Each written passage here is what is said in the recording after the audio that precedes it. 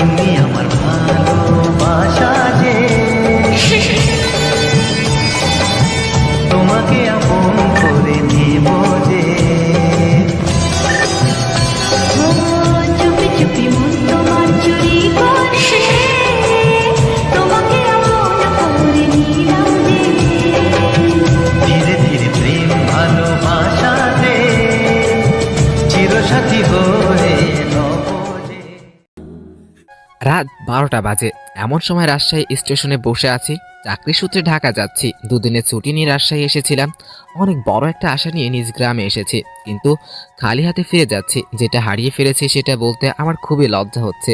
অনেক বছর আগে আমার মা তার ছোট ভাইয়ের কাছ থেকে 20,000 টাকা নিয়েছিল। তার বিনিময়ে মামা আমাদের একটা জমি দখলে নেয়। অভাবের কারণে টাকাটা পরিশোধ করতে পারেনি, তাই আর জমি ছাড়ানো হলো না। একসময় মা চলে গেলে ওনার চিকিৎসা করাতে আমাদের বাড়িটা বিক্রি করা হয়। জমি বলতে মামা যতটুকু নিয়েছিল ততটুকুই আছে। মাঝখানে অনেকটা বছর পার হবার পর আসছিলাম 20,000 টাকা নিয়ে জমিটা ছাড়িয়ে নিয়ে নিজ গ্রামে থাকবো, কিন্তু মামা জমি দিতে নারাজ। আমিও আর জোর করিনি। আমার যেহেতু কোনো সাপোর্ট নেই, তাই মামার সাথে যুদ্ধ ঘোষণা করা বৃথা। এখন স্টেশনে বসে ভাবছি ঢাকায় গিয়ে আবার সেই একই কাজ করতে হবে। পিয়নের চাকরি, সেই চাকরির বেতনে কিছু খাওয়া খরচা চলে। একা মানুষ, তাই খরচ কম হয়, কিছু টাকা জমাতে পেরেছি। আর সেটা নিয়েই বুকে আশা বেঁধেছিলাম গ্রামে থাকবো। সেটা তো আর হলো না, তাই এক বস্তা হতাশা নিয়ে শহরে ফিরে এলাম। আর চাকরির কথা কি বলবো, এসএসসির সার্টিফিকেট আছে, আর এদিকে কিছুদিন ডিগ্রিও পড়েছিলাম, কিন্তু পারিবারিক অভাবের কারণে লেখাপড়ার দরজা সেখানেই বন্ধ। তবে পড়া এখনো চালু রয়েছে। সেটা হলো মানুষকে পড়া, মানুষকে বোঝা। এই পৃথিবীতে অনেক মানুষ আছে, তাদের চেনা বড়ই দুষ্কর। আমি কথাগুলো ভাবছি আমার সামনে থাকা কিছু মানুষের দিকে তাকিয়ে। তারা অনেকটা দূরে ছিল, তাই তাদের চেহারাগুলো আবসা দেখছিলাম। তখন খেয়াল করলাম কেউ আমার দিকে এগিয়ে আসছে। আবসা আবসা ভাবি দেখলাম একটা ইয়াং মেয়ে। মেয়েটা এসে আমার সামনে দাঁড়ালো। এবার আমার চোখের আবসা ভাবটা ছাড়লো, আর এক পলকেই মেয়েটাকে দেখে নিলাম। বা, মেয়েটা তো বেশ সুন্দরী। শুধু সুন্দরী বললে কম হবে, একটু বেশি সুন্দরী। তবে তার আধুনিক ড্রেসের সাথে তার সৌন্দর্যের কোনো মিল হচ্ছে না। আমি আবার ভাবনাতে চলে গেলাম। হঠাৎ মেয়েটি বলল, এই এই কি সমস্যা আপনার? ভাবনা থেকে বেরিয়ে এসে স্বাভাবিকভাবেই বললাম, কোনো সমস্যা নেই তো আমার। আমার দিকে এভাবে তাকিয়েছিলেন যে, পছন্দ হয়েছে? এমন প্রশ্ন শুনে তো আমার গলা শুকিয়ে কাঠ হয়ে গেছে। একে তো মেয়ে, তার উপর এত সুন্দরী মেয়ে, আবার অদ্ভুত প্রশ্ন। আমি আমতা আমতা করেই বলে ফেললাম, না না না। পছন্দ হয়নি তো তাকিয়েছিলেন কেন? আমার ফেসটা হয়তো ওইদিকে ছিল, কিন্তু দৃষ্টি অন্যদিকে দিয়েছিলাম। ন্যাকা, মুখের উপরে বলে পছন্দ হয়নি। আপনার নাম কি? শুভ। আমি ইরা। আর আপনাকে চেনা চেনা লাগছে, তাই নামটা জিজ্ঞেস করলাম। ও, তারপরে ইরা নামের মেয়েটি আমাকে অবাক করে দেয়। আমি যে কোম্পানিতে পিয়ন হিসেবে চাকরি করি তার কথা বলল। আপনি কি মিতালি কোম্পানির পিয়ন? জি জি। ও, আমার বাবাও এই কোম্পানির মালিক। আর আপনি ওখানেই চাকরি করেন? বাবার অফিসে আমি প্রায়ই যাই। আপনি তো চা কফি এনে দেন। আমি আপনাকে চিনেছি, আপনি আমাকে চিনতে পারেননি কেন? আমি আপনার দিকে তাকাইনি, আর আমি মেয়েদের দিকে কম তাকাই ভাই। রিয়েল লাইফে আমি এরকম, বাট আর চোখে তাকাই। ভদ্র শয়তান তো, তাই। ওরে সাধু, শোনেন, আপনি তাকান তবে বেশি ভাবনায় থাকেন, তাই আমাকে কখনো খেয়াল করেননি। জি, এটাও হতে পারে। আমিও হিতাহিত জ্ঞান বুদ্ধি হারিয়ে ফেলেছি। তোকে আপনি করে বলছি কেন? তুই তো পিয়ন। আচ্ছা শোন, তুই তো সাধারণ বগিতে যাবি, জি ম্যাম। আমি কেবিনে যাব। তুই আমার ব্যাগ দুটো উঠাই দিবি, তারপর তুই তোর আসনে যাবি, ঠিক আছে? জি ম্যাম, ঠিক আছে। রাগ করিস না, কুলি পাচ্ছি না, আর তোকে পেয়েছি। আর কাকে লাগে? চেনা মানুষ তো। জি ম্যাম। এত জি ম্যাম করিস কেন? জি না, হ্যাঁ ম্যাম, ঠিক আছে, আমি ব্যাগ উঠাই দিব। ওকে ওকে। মালিকের মেয়ে, যথেষ্ট সম্মান দিতে হবে, আর যা বলবে সেটাই করতে হবে, না হলে চাকরি তখনই গায়েব।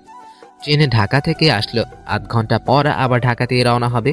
অতঃপর ইরা ম্যামের ব্যাগ তার কেবিনে দিয়ে আসলাম। বকশিস স্বরূপ তিনি আমাকে 50 টাকা দিলেন। কোনো দ্বিধা না করে টাকাটা নিলাম, কারণ আমার আগে থেকে অভ্যাস আছে টাকা নিয়ে চলে যাচ্ছিলাম। ইরা ম্যাম আবার ডাকলো। এই শোন শোন। জি ম্যাম, বলুন। নামার সময় আবার তুই আসবি, ঠিক আছে? আচ্ছা। আবার ঘুমিয়ে যাস না কিন্তু। না ম্যাম, ঘুমাবো না। ওকে যা। আমি আমার বগিতে গিয়ে উঠলাম। টিকিট সমগ্র করতে আমার অনেক দেরি করে ফেলেছি, তাই পুরো রাস্তা আমাকে দাঁড়িয়ে দাঁড়িয়ে যেতে হবে। সামনে দেখলাম দু একটা সিট ফাঁকা, কিন্তু পরের স্টেশনে এসব সিট আর ফাঁকা থাকবে না। তাই আমি সিদ্ধান্ত নিলাম যে পুরো রাস্তা দাঁড়িয়েই যাব। ট্রেন ছাড়লেও আমি দরজায় দাঁড়িয়ে আছি। ঠান্ডা হওয়ায় আমার শরীরে এসে লাগছে। আমি আবার ভাবনায় ডুব দিলাম। ভাবছি পুরনো দিনের কথা, মাঝে মাঝে নিজের ভবিষ্যতের কথা ভাবলাম। তাতে যা ফলাফল বের হলো তা হলো শূন্য। কারণ আমার ভিতরে খুব হতাশা কাজ করছিল। অর্ধেক পথ আসতেই স্টেশন ছাড়ে ট্রেনটা থেমে যায়। যান্ত্রিক কোনো সমস্যা হয়েছে হয়তো। 20 মিনিট পর খবর পেলাম ভোর হবার আগে ট্রেন এখান থেকে এক চুলও নড়বে না। এখন রাত 1টা বাজে। এক একজন এক এক কথা বলছে। কেউ বলছে লাইনের সমস্যা, কেউ বলছে ইঞ্জিন। হঠাৎ এই শুভ, পিছনে তাকিয়ে দেখি ম্যাম দাঁড়িয়ে আমাকে ডাকছেন। জি ম্যাম বলেন। তুই ওঠ। ম্যাম কিছু লাগবে? না, আমি একটু ট্রেন থেকে নামবো। ম্যাম বাইরে যাওয়া ঠিক হবে না। বাইরে যে অন্ধকারের মধ্যে কি কি লুকিয়ে আছে কে জানে। কিসের বিপদ?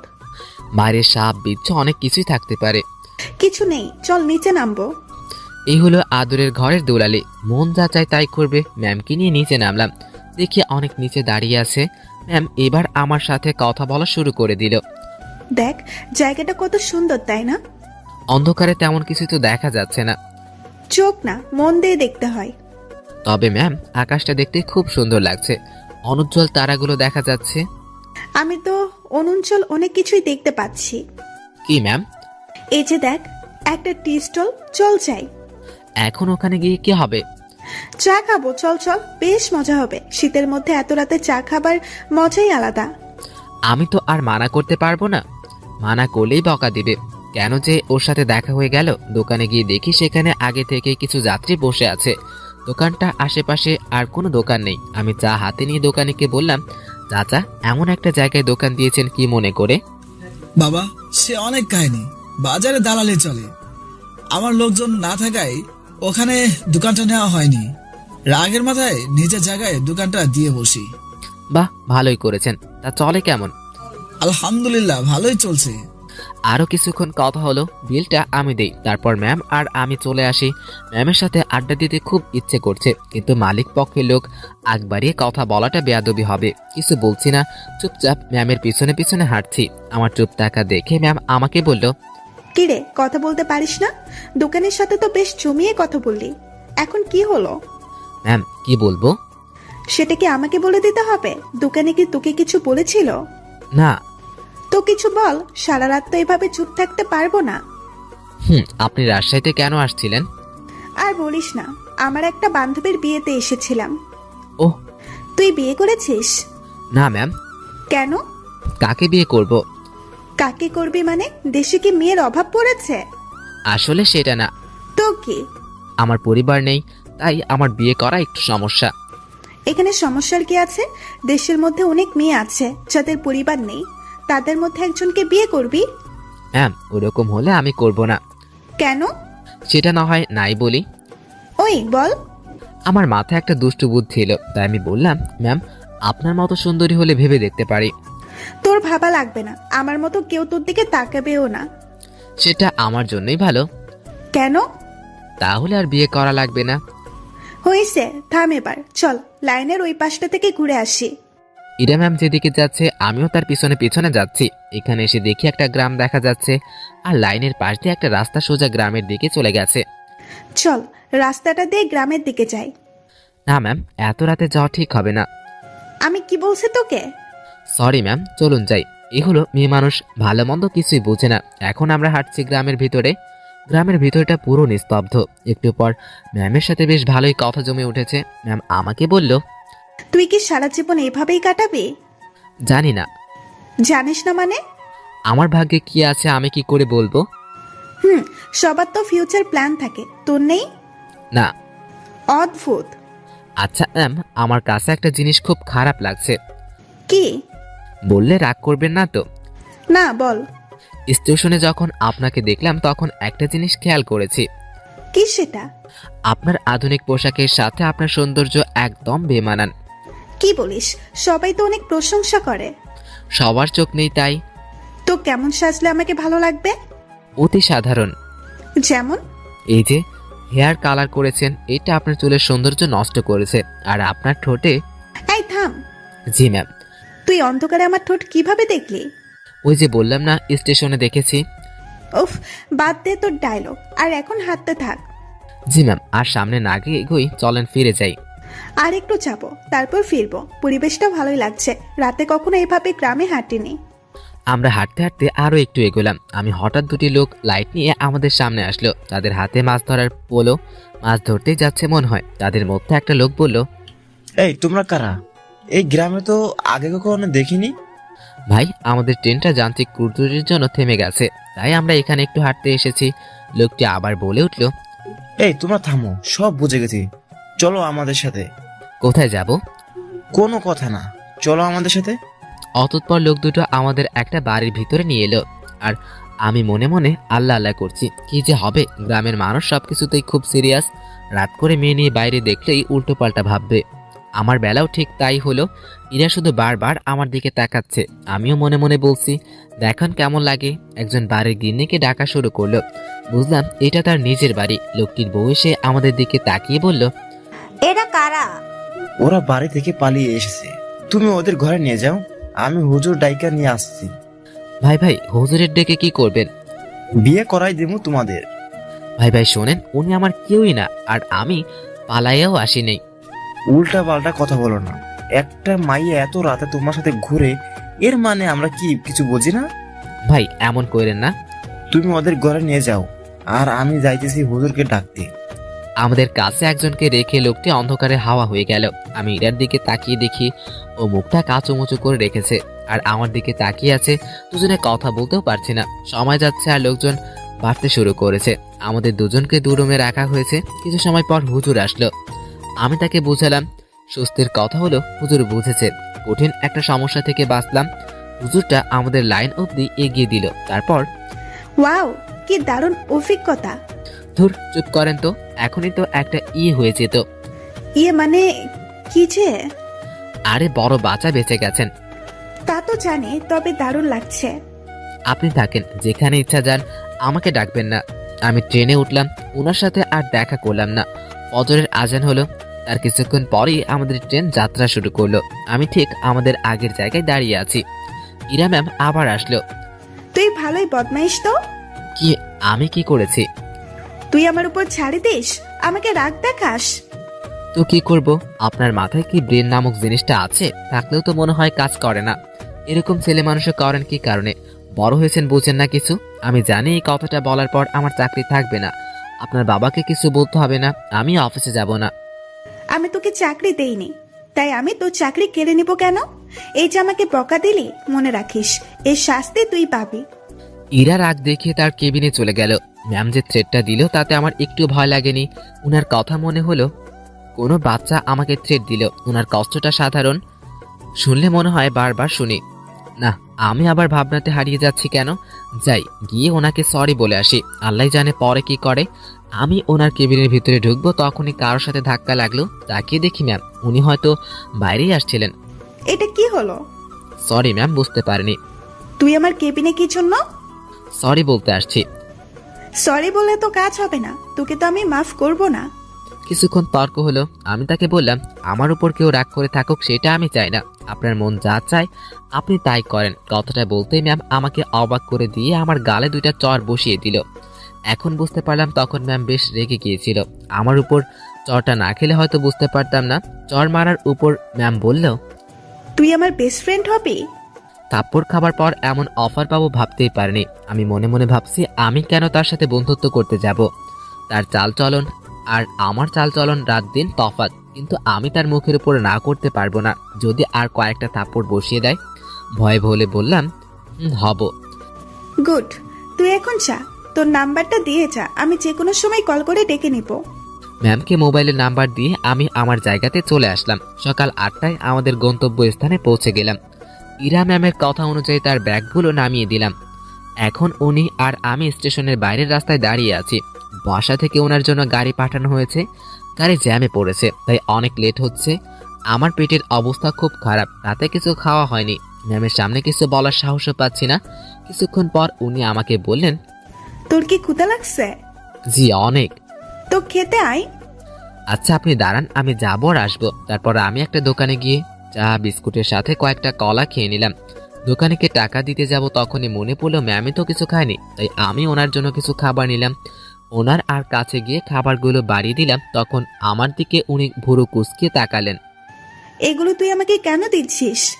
খেয়ে নিন, আপনিও তো কিছু খাননি। তুই কি ভাবিস আমাকে? আমি সকাল সকাল এগুলো রাস্তায় দাঁড়িয়ে সবার সামনে খাবো? এগুলো তোদের মতো লোকজন খাবে। সরি ম্যাম, আমি বুঝতে পারিনি। অতঃপর খাবারগুলো নিজের ব্যাগে ভরে নিলাম, নিজ বাসায় গিয়ে খাবো। কিছুক্ষণ পর গাড়ি আসলো, আমি ম্যামকে গাড়িতে উঠিয়ে দিয়ে নিজের বাসায় ফিরলাম। আমার হাতে শুধু আজকের দিনটা ছুটি আছে, আগামী থেকে ডিউটি। বাসায় এসে সব ঠিকঠাক করে নিলাম। দিনের বাকি সময়টুকু আর বাইরে বের হলাম না। জানালা খুলে দিয়ে আমি আকাশের দিকে তাকিয়ে থাকি আর ভাবতে থাকি গত রাতের কথা। যদি এটা বিয়েটা হয়ে যেত তাহলে এতক্ষণে আমি মামা শ্বশুর বাড়ি থাকতাম, মানে জেলে কি বাঁচাটাই না বাঁচতাম। সন্ধ্যার একটু আগেই ইরার কল পেলাম। উনি আমাকে তাদের অফিসের সামনে যেতে বলেছে। গত রাতে ফ্রেন্ড হয়েছি, তাই কথা রাখতে অবশ্যই যেতে হবে। বাইরে যাচ্ছি ম্যামের সাথে দেখা করতে, তাই একটু সাজতে হবে। তাই ব্যাগ থেকে নতুন একটা ফুল হাতা গেঞ্জি বের করলাম, একটু স্মার্ট সাজার জন্য। সুন্দরীদের সামনে তো আর এমনি এমনি যাওয়া যায় না। তারপর চটপট রেডি হয়ে অফিসের সামনে গেলাম। দেখি ম্যাম তার গাড়ির সাথে হেলান দিয়ে দাঁড়িয়ে আছে। আমি ওনার সামনে গিয়ে সালাম দিলাম। তিনি উত্তর দিয়ে বললেন, গাড়ির পিছনে বস, যা। কোথায় যাবেন? আমার বন্ধুদের সাথে তোর পরিচয় করিয়ে দেব, সেখানেই যাচ্ছি। আমি আর কথা বললাম না। আধ ঘন্টা পর ম্যাম তার গাড়ি একটা রেস্টুরেন্টের সামনে থামালেন। তারপর আমাকে নিয়ে রেস্টুরেন্টে ঢুকলেন। আমিও তার পিছু পিছু গেলাম। সামনে গিয়ে উনি কিছু ছেলে মেয়ের সাথে কথা বলতে লাগলো। আমি বুঝলাম এরাই ম্যামের ফ্রেন্ডস। ম্যাম আমার দিকে তাকিয়ে বললেন, বন্ধুরা, তোমাদের জন্য একটা গিফট এনেছি। ম্যামের ফ্রেন্ডসরা মধ্যে একটা মেয়ে বলে উঠল, কি রে দোস্ত, কে এটা? আর বলিস না, এই প্রাণীকে রাজশাহীতে পেয়েছি।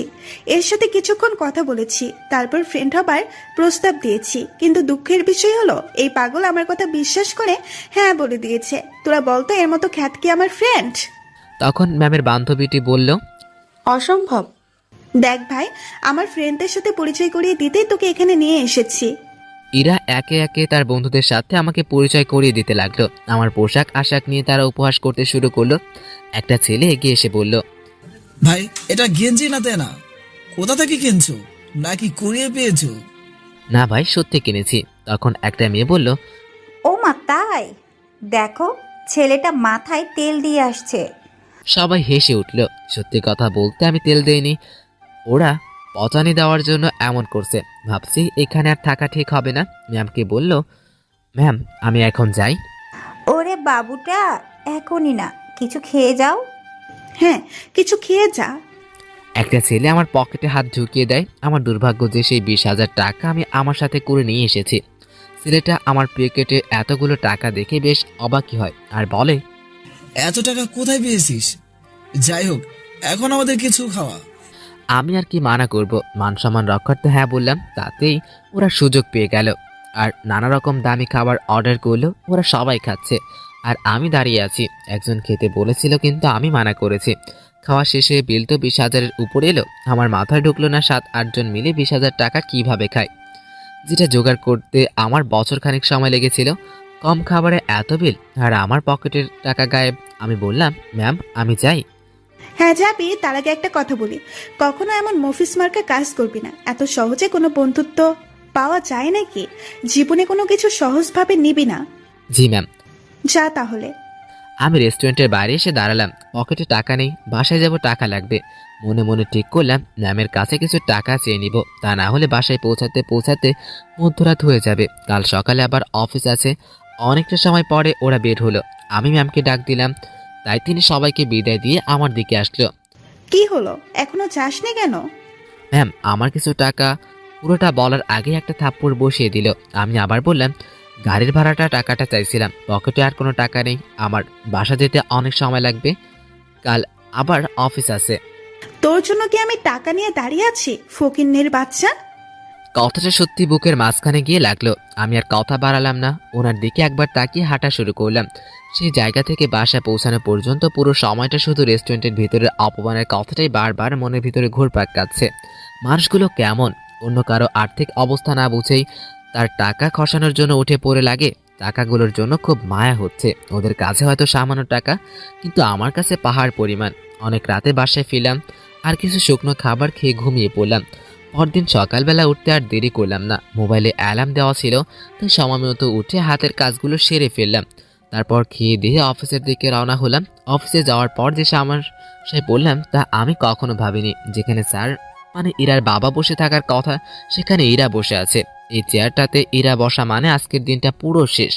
আমি রুমে ঢুকে সালাম করে বেরিয়ে আসলাম। কিছুক্ষণ পর ইরা ম্যাম নক করলেন, তাই আমি ভিতরে গিয়ে বললাম, জি ম্যাম বলুন। 4 নম্বর টেবিলে রাসেল সাহেব অফিসে আসেনি, তুই একটু খোঁজ নিয়ে দেখ। জি ম্যাম। আমি ফোন করে জানালাম রাসেল সাহেব রাস্তায় আছেন। আমি সেটা ম্যামকে জানিয়ে দিয়ে বাড়ি এসে বসলাম।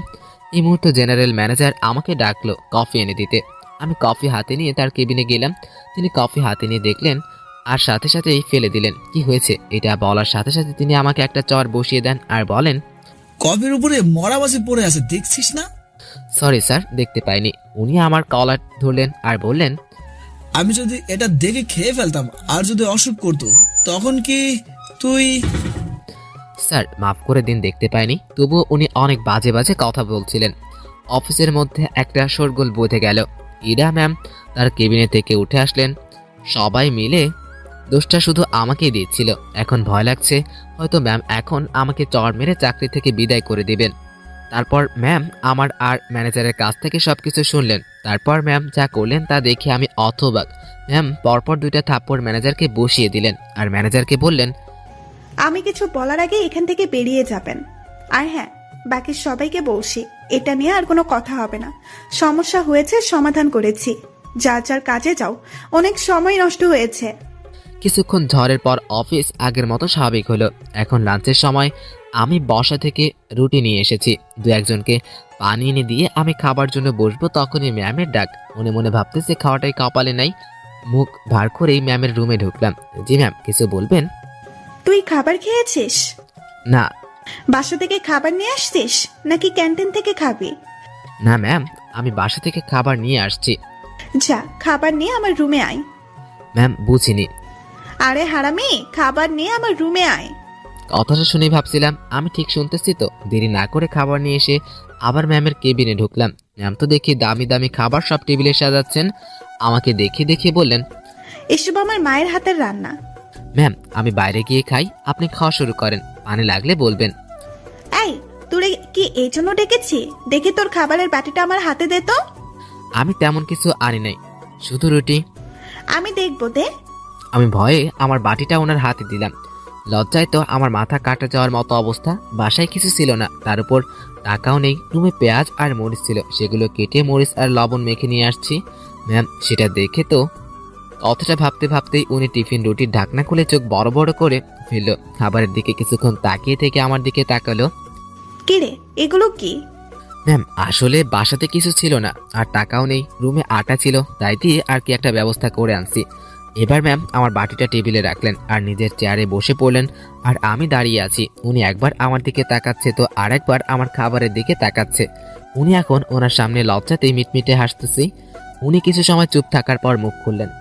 এই যে এই খাবারগুলো তোর? ওনার খাবারগুলো আমাকে দেখিয়ে দিয়ে বললেন। আমি ওনার কাছে গিয়ে টেবিল থেকে নিজের বাটিটা হাতে তুলে নিয়ে বললাম, আমি যেটা এনেছি সেটা না খেলে আমার পেট ভরবে না, আর আপনার খাবার খেলে আমার পেট খারাপ হতে পারে। এত ভালো খাবার কোনোদিন খাওয়া হয়নি তো, তাই আমার পেটে খাবারটা সহ্য করতে নাও পারে। গতকালের রাগটা একটু দেখে কেবিন থেকে বেরিয়ে আসলাম। নিজের খাবার খেয়ে আবারও কাজে মনোযোগ দিলাম। কার কি লাগছে সব দেখাশোনা করছি। এরই মধ্যে ম্যাম আমাকে আর ডাকেননি। বুঝতে পারলাম তিনিও কিছুটা বুঝতে পেরেছেন আমার কষ্টটা। রাতে অফিস থেকে বাসায় ফিরলাম আর পাশের বাসার পরিচিত একজনের কাছ থেকে কিছু টাকা ধার নিয়ে বাজার থেকে একটা মাছ আনলাম। তখন রাত প্রায় 10টার কাছাকাছি। তখন ম্যামের নাম্বার থেকে ফোন আসলো। ধরবো কি ধরবো না তা ভাবতে ভাবতে ফোনটা রিসিভ করে সালাম দিলাম। উনি উত্তর দিয়ে বললেন, কি করিস? কিছু না। এই শোন, দুপুরে আমার মুখের উপরে কথা বলে আমাকে লজ্জা দিয়ে চলে গেলি, তোর ভয় করলো না? আমি চুপ হয়ে গেলাম। উত্তরে কি বলবো কিছুই বুঝতে পারছি না। কি রে, কথা বলছিস না কেন? ম্যাম অফিসের কোনো কথা হলে বলেন। তুই আমার কথা ঘুরাচ্ছিস কেন? যা বলছি তার উত্তর দে। ওভাবে খাবার নিয়ে চলে গেলি কেন? আপনার খাবার খেয়ে আমার ক্ষুধা মিটতো না। তাই না? জি। বুঝতে পারছি, তুই আমার উপর রাগ দেখাচ্ছিস, সুযোগ ভালোই কাজে লাগাচ্ছিস। এখানে কিসের সুযোগ ম্যাম? আপনি আমাকে এখন মানা করে দিলে আমার সাথে তো আপনার কোনো অফিসিয়াল সম্পর্ক থাকবে না। ক্ষমতা আপনার হাতে, সুযোগও তো আপনার হাতে। আমি রান্না করছি, বাই ম্যাম। চুপ। রান্না শেষ করে খেয়ে আমাকে কল দিবি। ম্যাম, অফিসের বিষয়ে কি কোনো কথা বলবেন? না। তাহলে আপনিও কল করবেন না, আর আমিও কল করব না। তো 24 ঘন্টাই ডিউটি, আমি ফোন দেওয়ার পরের সময়টুকু অফিসিয়াল, ওকে? তাহলে বেতন বাড়িয়ে দিন। ঠিক আছে, আর তুই অবশ্যই ফোন করবি। আর হ্যাঁ, কাল অফিসে আসার সময় খাবার নিয়ে আসবি না। কেন ম্যাম? তোর জন্য আমি খাবার নিয়ে যাব। ম্যাম, ওসব খাবার দাবার বাদ দিন, আমি আমার খাবার নিয়েই সন্তুষ্ট। তুই যদি কালকে তোর রান্না করা খাবার নিয়ে আসিস, তাহলে আমি তোকে শুধু অফিস থেকেই না, দুনিয়া থেকেই বিদায় করে দিব। আমি কিছু বলতে যাব তখনই ম্যাম ফোনটা কেটে দিল। মনে মনে ভাবছি এত আদিক্ষিত দেখানোর কি আছে? আমি তার অফিসের সামান্য একজন পিয়ন, আর এমন ব্যবহার করছে। মনে হচ্ছে ছিছি না, এসব আমি কি ভাবছি? পরদিন সকালবেলা উঠে আর রান্না করলাম না। সকালের নাস্তাটা বাইরে করেই আমি অফিসের দিকে রওনা দিলাম। অফিসে গিয়ে দেখি ম্যাম আগেই এসেছেন। প্রতিদিনের মতোই হাজিরা দিলাম। তিনি আমাকে তেমন কিছু বললেন না। দুপুর পর্যন্ত অস্বাভাবিকভাবেই কাজ করলাম। দুপুরে খাবার সময় ম্যাম তার কেবিনে ডাকে। আমি জানি উনি আমার জন্য খাবার নিয়ে আসছে। আমি ভীষণ লজ্জা লাগছিল। কেবিনের একপাশে সুন্দর একটা খাবার খাওয়ার ব্যবস্থা ছিল। ম্যাম আমাকে বসতে বলেন, আর আমার সামনের চেয়ারে তিনিও বসে পড়েন। উনি একটা প্লেটে খাবার নিয়ে আমাকে দিল, আর অন্য একটা প্লেটে উনি খাবার নেন। খুব ভয় করছিল, এত বড় মানুষের সাথে খাবার খাওয়ার চারটিখানে কথা নয়, তার উপর এত সুন্দরী একটা মেয়ে।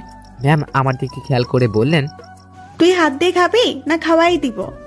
জি না ম্যাম, একটা কথা। কি? খাবার বাইরে নিয়ে গিয়ে খাই। এখানে খেতে তোর সমস্যা কোথায়? ম্যাম সত্যি বলতে ভয় করতেছে। কি ভয়? আরে ভয় কেন পাচ্ছিস? আপনার সামনে এইভাবে খাওয়া।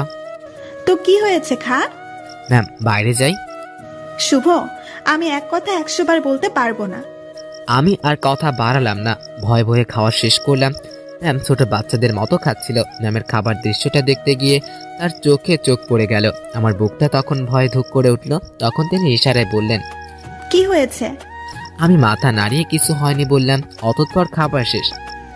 তুই বাসায় যা, তোর ছুটি। কিন্তু কেন? আমি দিয়েছি তাই। বাসায় তো আমার কোনো কাজ নেই। এত কথা বলতে তোকে কে বলেছে? যা সোজা বাসায় যা। আমার ছুটিতে বাকি সবাই একটু অবাক হলো। আমি জানি না ম্যাম আমার কাজগুলো কাকে দিয়ে করিয়ে নেবেন। আমি বাসায় এসে বিছানায় আরাম করছি, মাথার উপর ফ্যানের দিকে তাকিয়ে অন্য একটা ভাবনায় আছি। এসব ভাবতে ভাবতে ঘুমিয়ে পড়ি। জানি না কতটা সময় ঘুমিয়েছি। হঠাৎই ফোনের শব্দে আমার ঘুম ভেঙে যায়। ফোনে হাতে নিয়ে দেখি ম্যাম ফোন করেছে। ফোন রিসিভ করতেই ম্যাম বললেন, কই তুই? কই আবার, আপনি ছুটি দিয়েছেন তাই বাসায় আসছি। তুই কি ঘুমাচ্ছিস? হুম। আমি কি তোকে ঘুমের জন্য ছুটি দিয়েছি? তাহলে? বাসায় যেতে বলছি শুধু। জি ম্যাম, আমি তো বাসায় আসছি। আর বাসায় কেন, কাজ নেই তাই আর কি একটু। তুই চুপ কর। আর শোন, আমাদের অফিসের দক্ষিণ দিকে যে লেকটা আছে, তুই কি চিনিস? জি ম্যাম চিনি। তোর জন্য আমি এখানে অপেক্ষা করছি। তুই আয় এক্ষুনি এখানে। কিন্তু কেন? তোরে আসতে বলছি না? জি ম্যাম, ঠিক আছে আসতেছি। এবার বুঝলাম ম্যাম কেন আমাকে ছুটি দিয়েছেন। আমার কাছে এটাও একটা ডিউটি।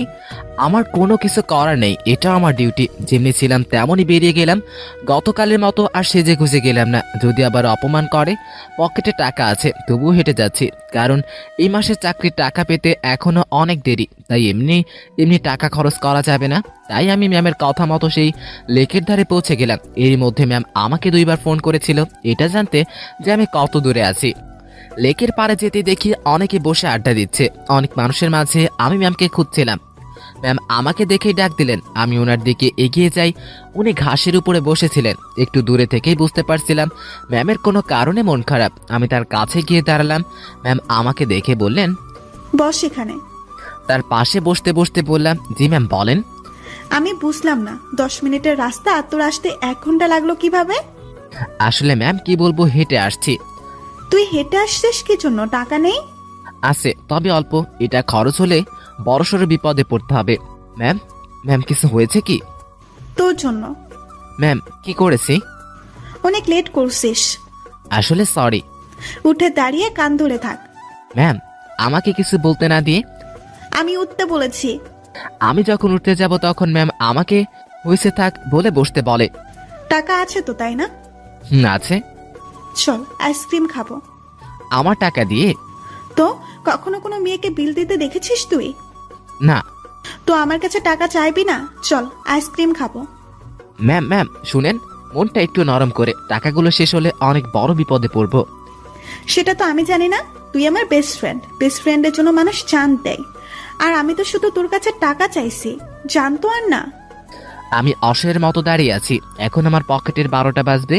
তারপর ম্যাম আর আমি আইসক্রিম খেলাম, আমাদের মধ্যে কোনো কথা হচ্ছিল না, আমরা দুজন হাঁটছিলাম। আর মাঝে মাঝে দরকার হলে ম্যাম নিজে থেকেই কথা বলছিলেন। লেকের পাড় থেকে বের হয়ে রাস্তায় আসলাম, তখন তার গাড়ি নিয়ে আসছেন, দেখে মনে হচ্ছে চলে যাবে। তা আমি বললাম, ম্যাম তাহলে আপনি যান, আমি গেলাম। আই আই, কই যাস তুই? বাসায়। না, গাড়িতে ওঠ, লং ড্রাইভে যাব।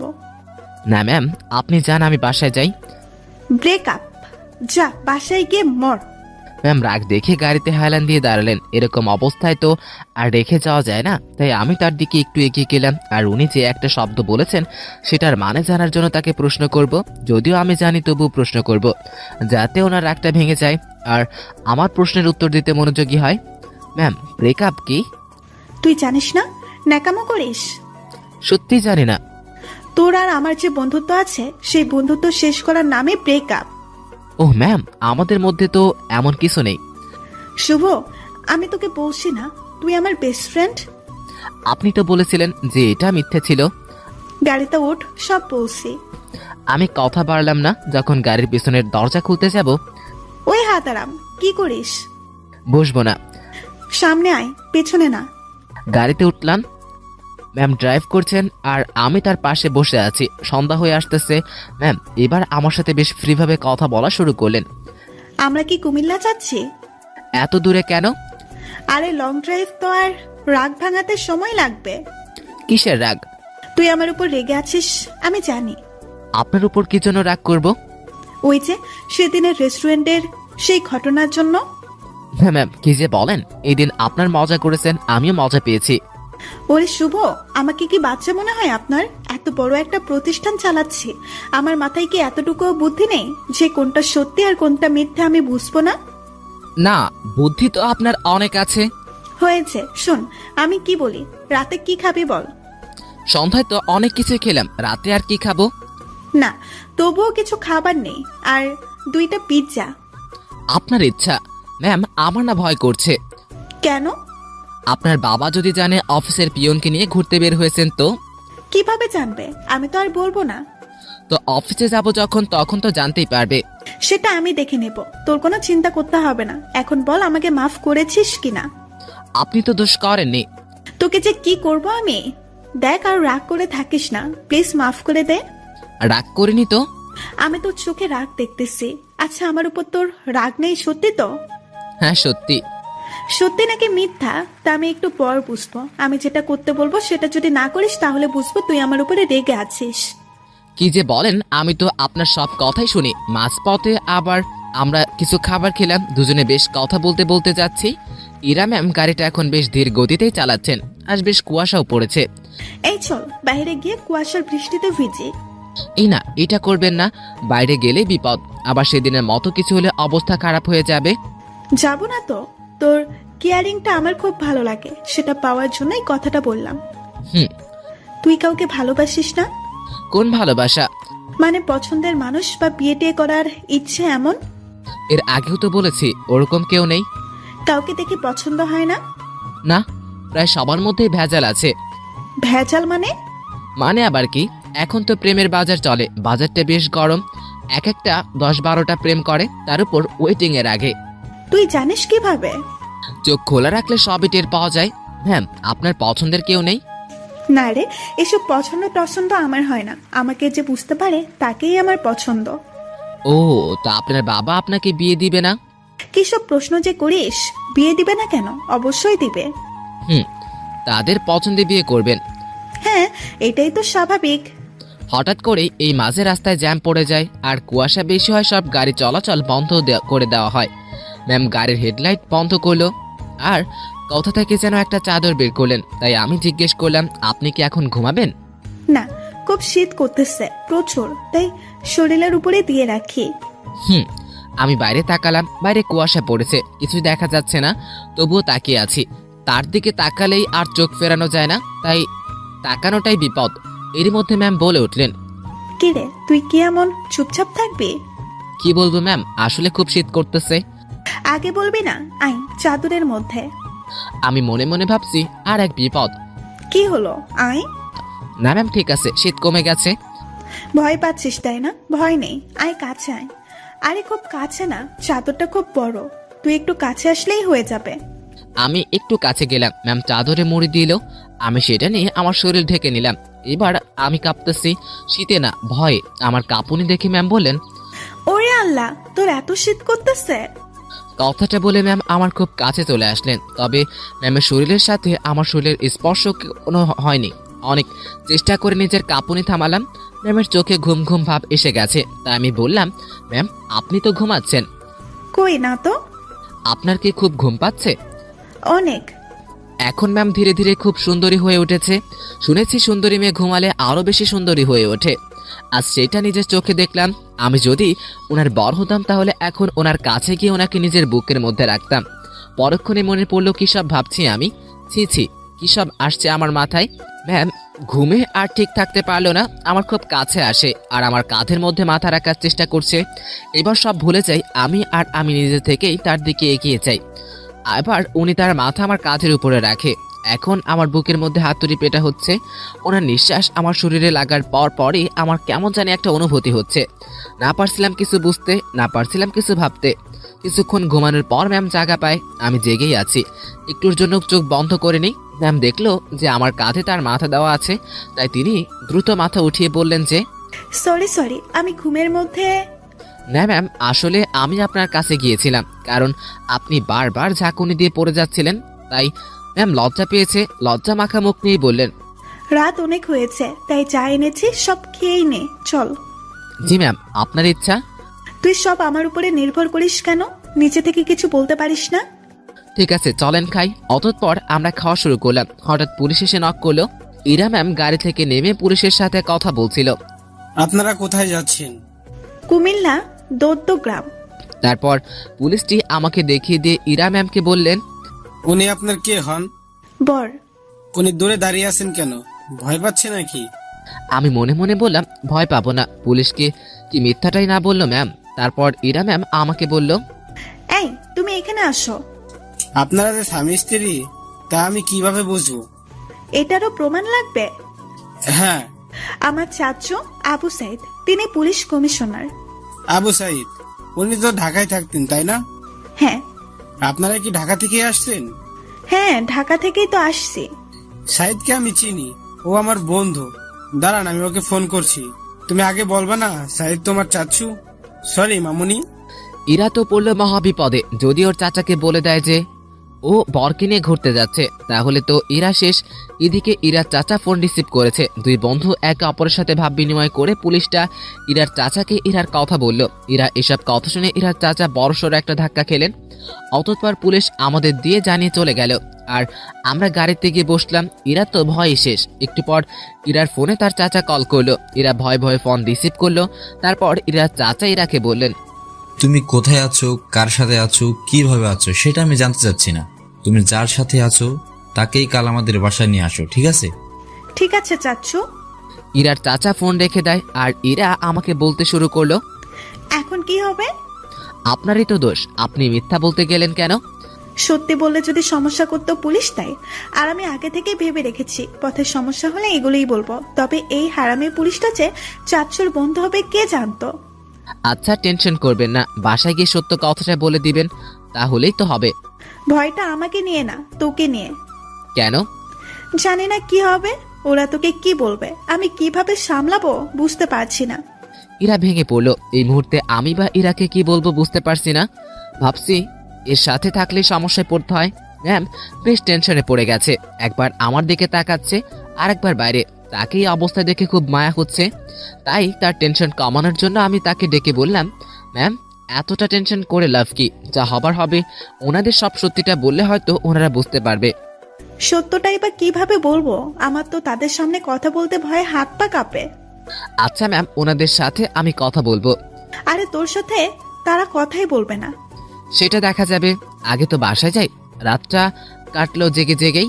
রাতের শেষে যানজট কেটে গেল। আমরা ঢাকা ফিরলাম আর সোজা ম্যামের বাসার সামনে হাজির হলাম। ম্যাম আমাকে বাইরে রেখে ভিতরে গেলেন। ভিতরে যে কি হচ্ছিল তা আমার অজানা। কিছু সময় পর ম্যামের সাথে তার পুরো পরিবার বাইরে আসলো। আমি তো তাদের দেখেই ভয় শেষ। ম্যামের বাবাকে দেখে আরো ভয় বেড়ে গেল, কারণ উনি তো আমাকে চেনেন। অতঃপর স্যার আমার কাছে এসে বললেন, তুই তো আমার অফিসের পিয়ন তাই না? জি স্যার। কথাটা শুনেই আশেপাশে সবাই হেসে উঠল আর ইরা চাচা ইরাকে ডেকে বলল, আরে এত মানুষ থাকতে তুই কিনা একটা পিয়নের সাথে লং ড্রাইভে গিয়েছিলি? ইরা চুপ করে আছে, কারণ সে এখানে কথা বলতে সাহস পাবে না। চুপচাপ থাকতে হবে তাকে। এবার স্যার আমাকে বললেন, তোকে যেন আর অফিসে না দেখি, ঠিক আছে? ঠিক আছে স্যার। আমি চলে আসলাম ওদের ওইখান থেকে। বাইরে এসে দীর্ঘ একটা নিঃশ্বাস ফেললাম। যাক, যেমন কোনো বকা দেয়নি, ম্যামকেও হয়তো কিছু বলেনি। নিজের বাসায় আসলাম। 2 দিন পর খাওয়া দাওয়া বন্ধ হয়ে যাবে, কারণ পকেটে টাকা প্রায় শেষ। শুয়ে শুয়ে ভাবছি এখানে থাকতে না পারলে চলে যাব। দিনটা কোনো রকমে পার করলাম। পরদিন সকালে ঘুম থেকে জাগনা পেলাম, কিন্তু বিছানা থেকে উঠতে ইচ্ছে করছে না। হঠাৎ মোবাইলে একটা মেসেজ আসলো, তাই মোবাইলটা হাতে নিয়ে দেখলাম বিকাশ কোম্পানি থেকে মেসেজ এসেছে। বিরক্ত হয়ে ফোনটা রেখে দিলাম। শুয়ে শুয়ে টাকার কথা ভাবছি, এমন সময় মনে হলো মোবাইলের স্ক্রিনে কিছু একটা দেখেছি। ঝটপট মোবাইলে হাতে নিয়ে দেখি আমার অ্যাকাউন্টে কে জানি 25,000 টাকা পাঠিয়েছে। আরও একটা মেসেজ আছে, সেটা ম্যামের নাম্বার থেকে এসছে। মেসেজটা সিন করে দেখি শুধু উনি ব্রেকআপ লিখে পাঠিয়েছে। নিজে নিজে বুঝে নিলাম টাকাটা উনিই পাঠিয়েছেন। হয়তো আমার প্রতি তার দয়া হয়েছে। যাক, টাকাটা পেয়ে আমারও ভালোই হলো। অন্য একটা কাজ খুঁজতে সুবিধা হবে। ম্যামের সাথে কোনোদিন দেখা হলে ধন্যবাদ দিব। কিছুক্ষণ পর আমার রুমের দরজায় কেউ নক করেছে। আলসেমি সেরে উঠে দরজা খুললাম। দেখি পাশের বাসার বড় ভাই এসেছে, যার কাছে আমি টাকা ধার নিয়েছি। সে আমাকে বলল, শুভ, টাকাটা আমার আজ খুব প্রয়োজন, তুই যেভাবে পারিস আমাকে টাকাটা দে। আচ্ছা আপনি বাসায় যান, আমি টাকা নিয়ে আসতেছি। অতঃপর দরজাটা লাগিয়ে দিয়ে বিছানায় মোবাইলটা নিতে যাব, তখনই আবার নক। তাই কেমন যেন একটা রাগ উঠলো মাথায়। তখনই দরজাটা খুলেই বললাম, আরে ভাই বললাম তো দিয়ে আসবো। খুব ধমকে সরে বলেছি। আমার এমন করে কথাটা বলা ভুল হয়েছে, কারণ সামনে ইরা ম্যাম দাঁড়িয়ে আছে। তখন ম্যাম আমাকে বললেন, কি সমস্যা, এত রেগে আছিস কেন? আপনি এখানে? আমি বেশ অবাক, ম্যামকে এখানে এইভাবে আশা করিনি। আমার সামনে থেকে সর কুত্তা, ভেতরে যাব। আমি সরে দাঁড়াতেই উনি ভিতরে ঢুকলেন আর সোজা আমার বিছানায় গিয়ে নিজের শরীরটা এলিয়ে দিলেন। আমাকে বলল, ফ্রেশ হয়ে নে। আজকেও আবার কোথাও যাবেন নাকি? আরে না, তুই যা, ফ্রেশ হয়ে নে, কথা আছে। আচ্ছা আমি বাইরে থেকে আসছি একটু। ওকে। আমি বাইরে এসে বিকাশ থেকে টাকা তুলে বড় ভাইকে দিয়ে আসি।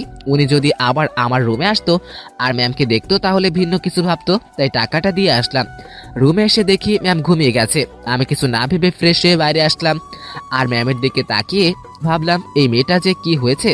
কিছুক্ষণ পর উনি চোখ খুললেন আর আমাকে দেখে বললেন, খাওয়া হইছে? না।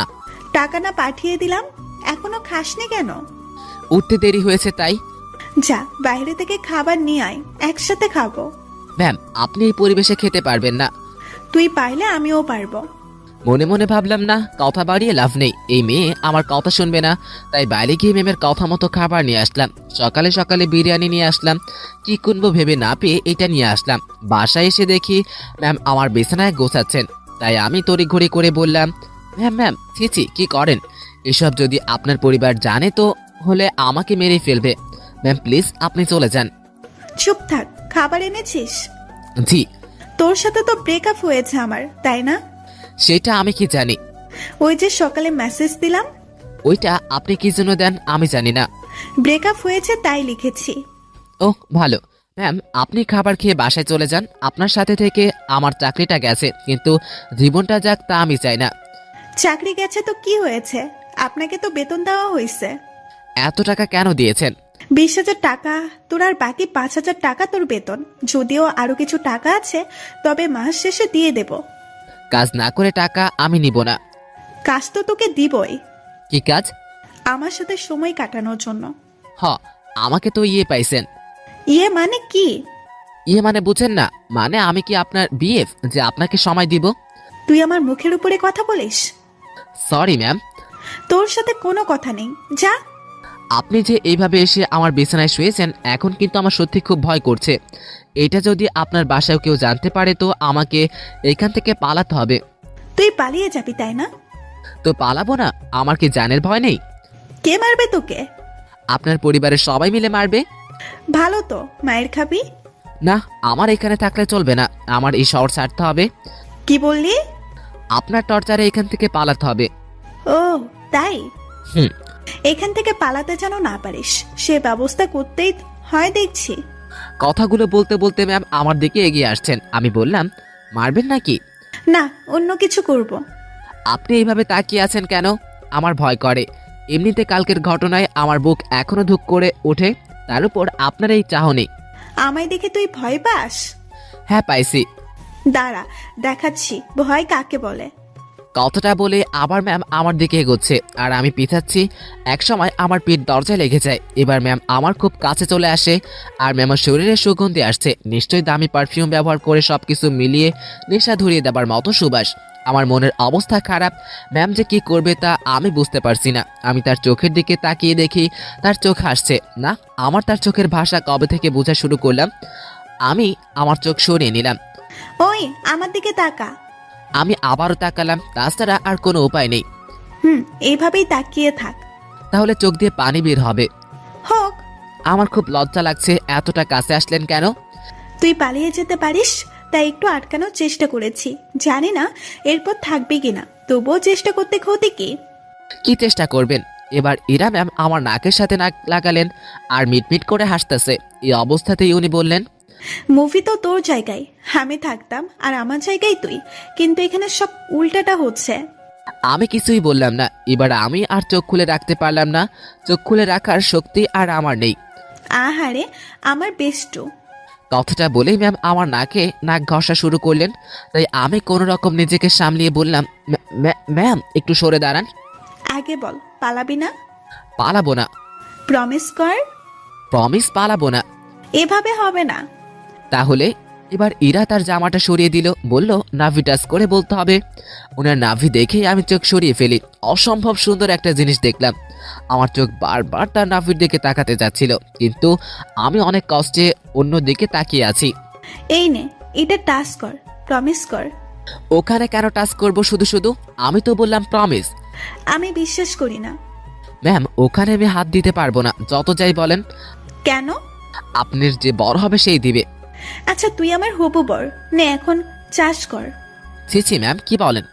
এক কথা এতবার বলতে বলিনি তোকে, তোকে হাত দিতে বলেছি না? আমার লজ্জা করে। তো লজ্জা আমি, রাগাবি না বলে দিলাম। মনে মনে ভাবছি ম্যামের মাথা গেছে মনে হয়, না হলে এইসব কথা বলছে, তাও আমাকে ওনাকে জিজ্ঞেস করা ছাড়া কোনো উপায় নেই। তাই বললাম, ম্যাম এমন করতেছেন কেন? তখন ম্যাম আমার গালে থাপ্পড় দিয়ে বলল, আমি যেটা তোকে বলছিস সেটা না করে তুই আমাকে প্রশ্ন করিস? তাহলে সত্যি কি ধরবো? তো আমি ভাবছি মায়ের খাওয়া থেকে ধরাই ভালো। আর সত্য কথা বলতে নাভি দেখার পর আমিও আর লোভ সামলাতে পারছি না। এবার আমি জাস্ট ওনার নাভিতে হাত রাখলাম। উনি সাথে সাথেই একবার চোখ বন্ধ করে আবার খুললেন। চুপ কেন? কথা দিলাম যাব না। গুড, এখন হাত সরিয়ে নে। Oh sorry. এবার ম্যাম আমার থেকে দূরে গেল। আমি হাফ ছেড়ে বাঁচলাম। আবার ম্যাম আমাকে বলতে শুরু করলো, বাবাকে চ্যালেঞ্জ করে আসছি আমি, তোকেই বিয়ে করব বলে। ও আল্লাহ, না ম্যাম এসব কি বলছেন আপনি? তুই বুঝবি না, আমি তোকে টাকাটা দেওয়ার পর ঝগড়াটা লাগছে। আমাকে নিয়ে আপনার পরিবারের সাথে ঝগড়া করতে গেছেন কেন? ওরা আমার চরিত্র নিয়ে কথা উঠাইছে, তারপরেও আরো বলছে তোর সাথে নাকি আমার প্রেম আছে। আচ্ছা মাথা ঠান্ডা করেন। হ্যাঁ, তোকে আমার সাথে আমাদের বাসায় নিয়ে গেলেই আমার মাথা ঠান্ডা হবে। এবার আমি শেষ। ম্যাম কি বলেন এগুলা? আমি কেন যাব? ঝগড়ার সময় বলেছি আমি তোকে ভালোবাসি, তোকেই আমি বিয়ে করব, আর তুই আমাদের বাসায় থাকবি। মানে আপনি আমার উপরে যাওয়ার টিকিট নিয়ে আসছেন তাই না? জানি না, ব্যাগ গুছিয়ে নে আর আমার সাথে চল। এই মাত্র বলেন আমি যেন না পালাই, আর এখন বলছেন আপনাদের বাসায় নিয়ে যাবেন। দেখে নিলাম তুই আমার উপর কতটা দুর্বল আর কতটা ভালোবাসিস। না, আপনি কি যেন বললেন? আমি আমাকে আর কিছু না বলতে দিয়ে ম্যাম বললেন, সাধু ড্যাব ড্যাব করে আমার দিকে তাকিয়ে থাকিস, আর এক্ষুনি আমার নাভির দিকে তাকিয়েছিলি। আমি মনে হয় কিচ্ছু বুঝি না। ওনার যা কথার স্পিড, আমি ওনার সাথে পেরে উঠছিলাম না। এখন ওনার বায়না আমাকে তার বাসাতে নিয়ে যাবে। আর যাই হোক, আমার জানটা অকালে চলে যাক সেটা তো আমি চাই না। আমি তো যাব না, মনে মনে ঠিক করলাম। এখন ম্যামকে বোঝাতে হবে, ম্যাম আমি যাব না। রুমে ছুরি নেই? কি করবেন? হাত কাটবো আমার।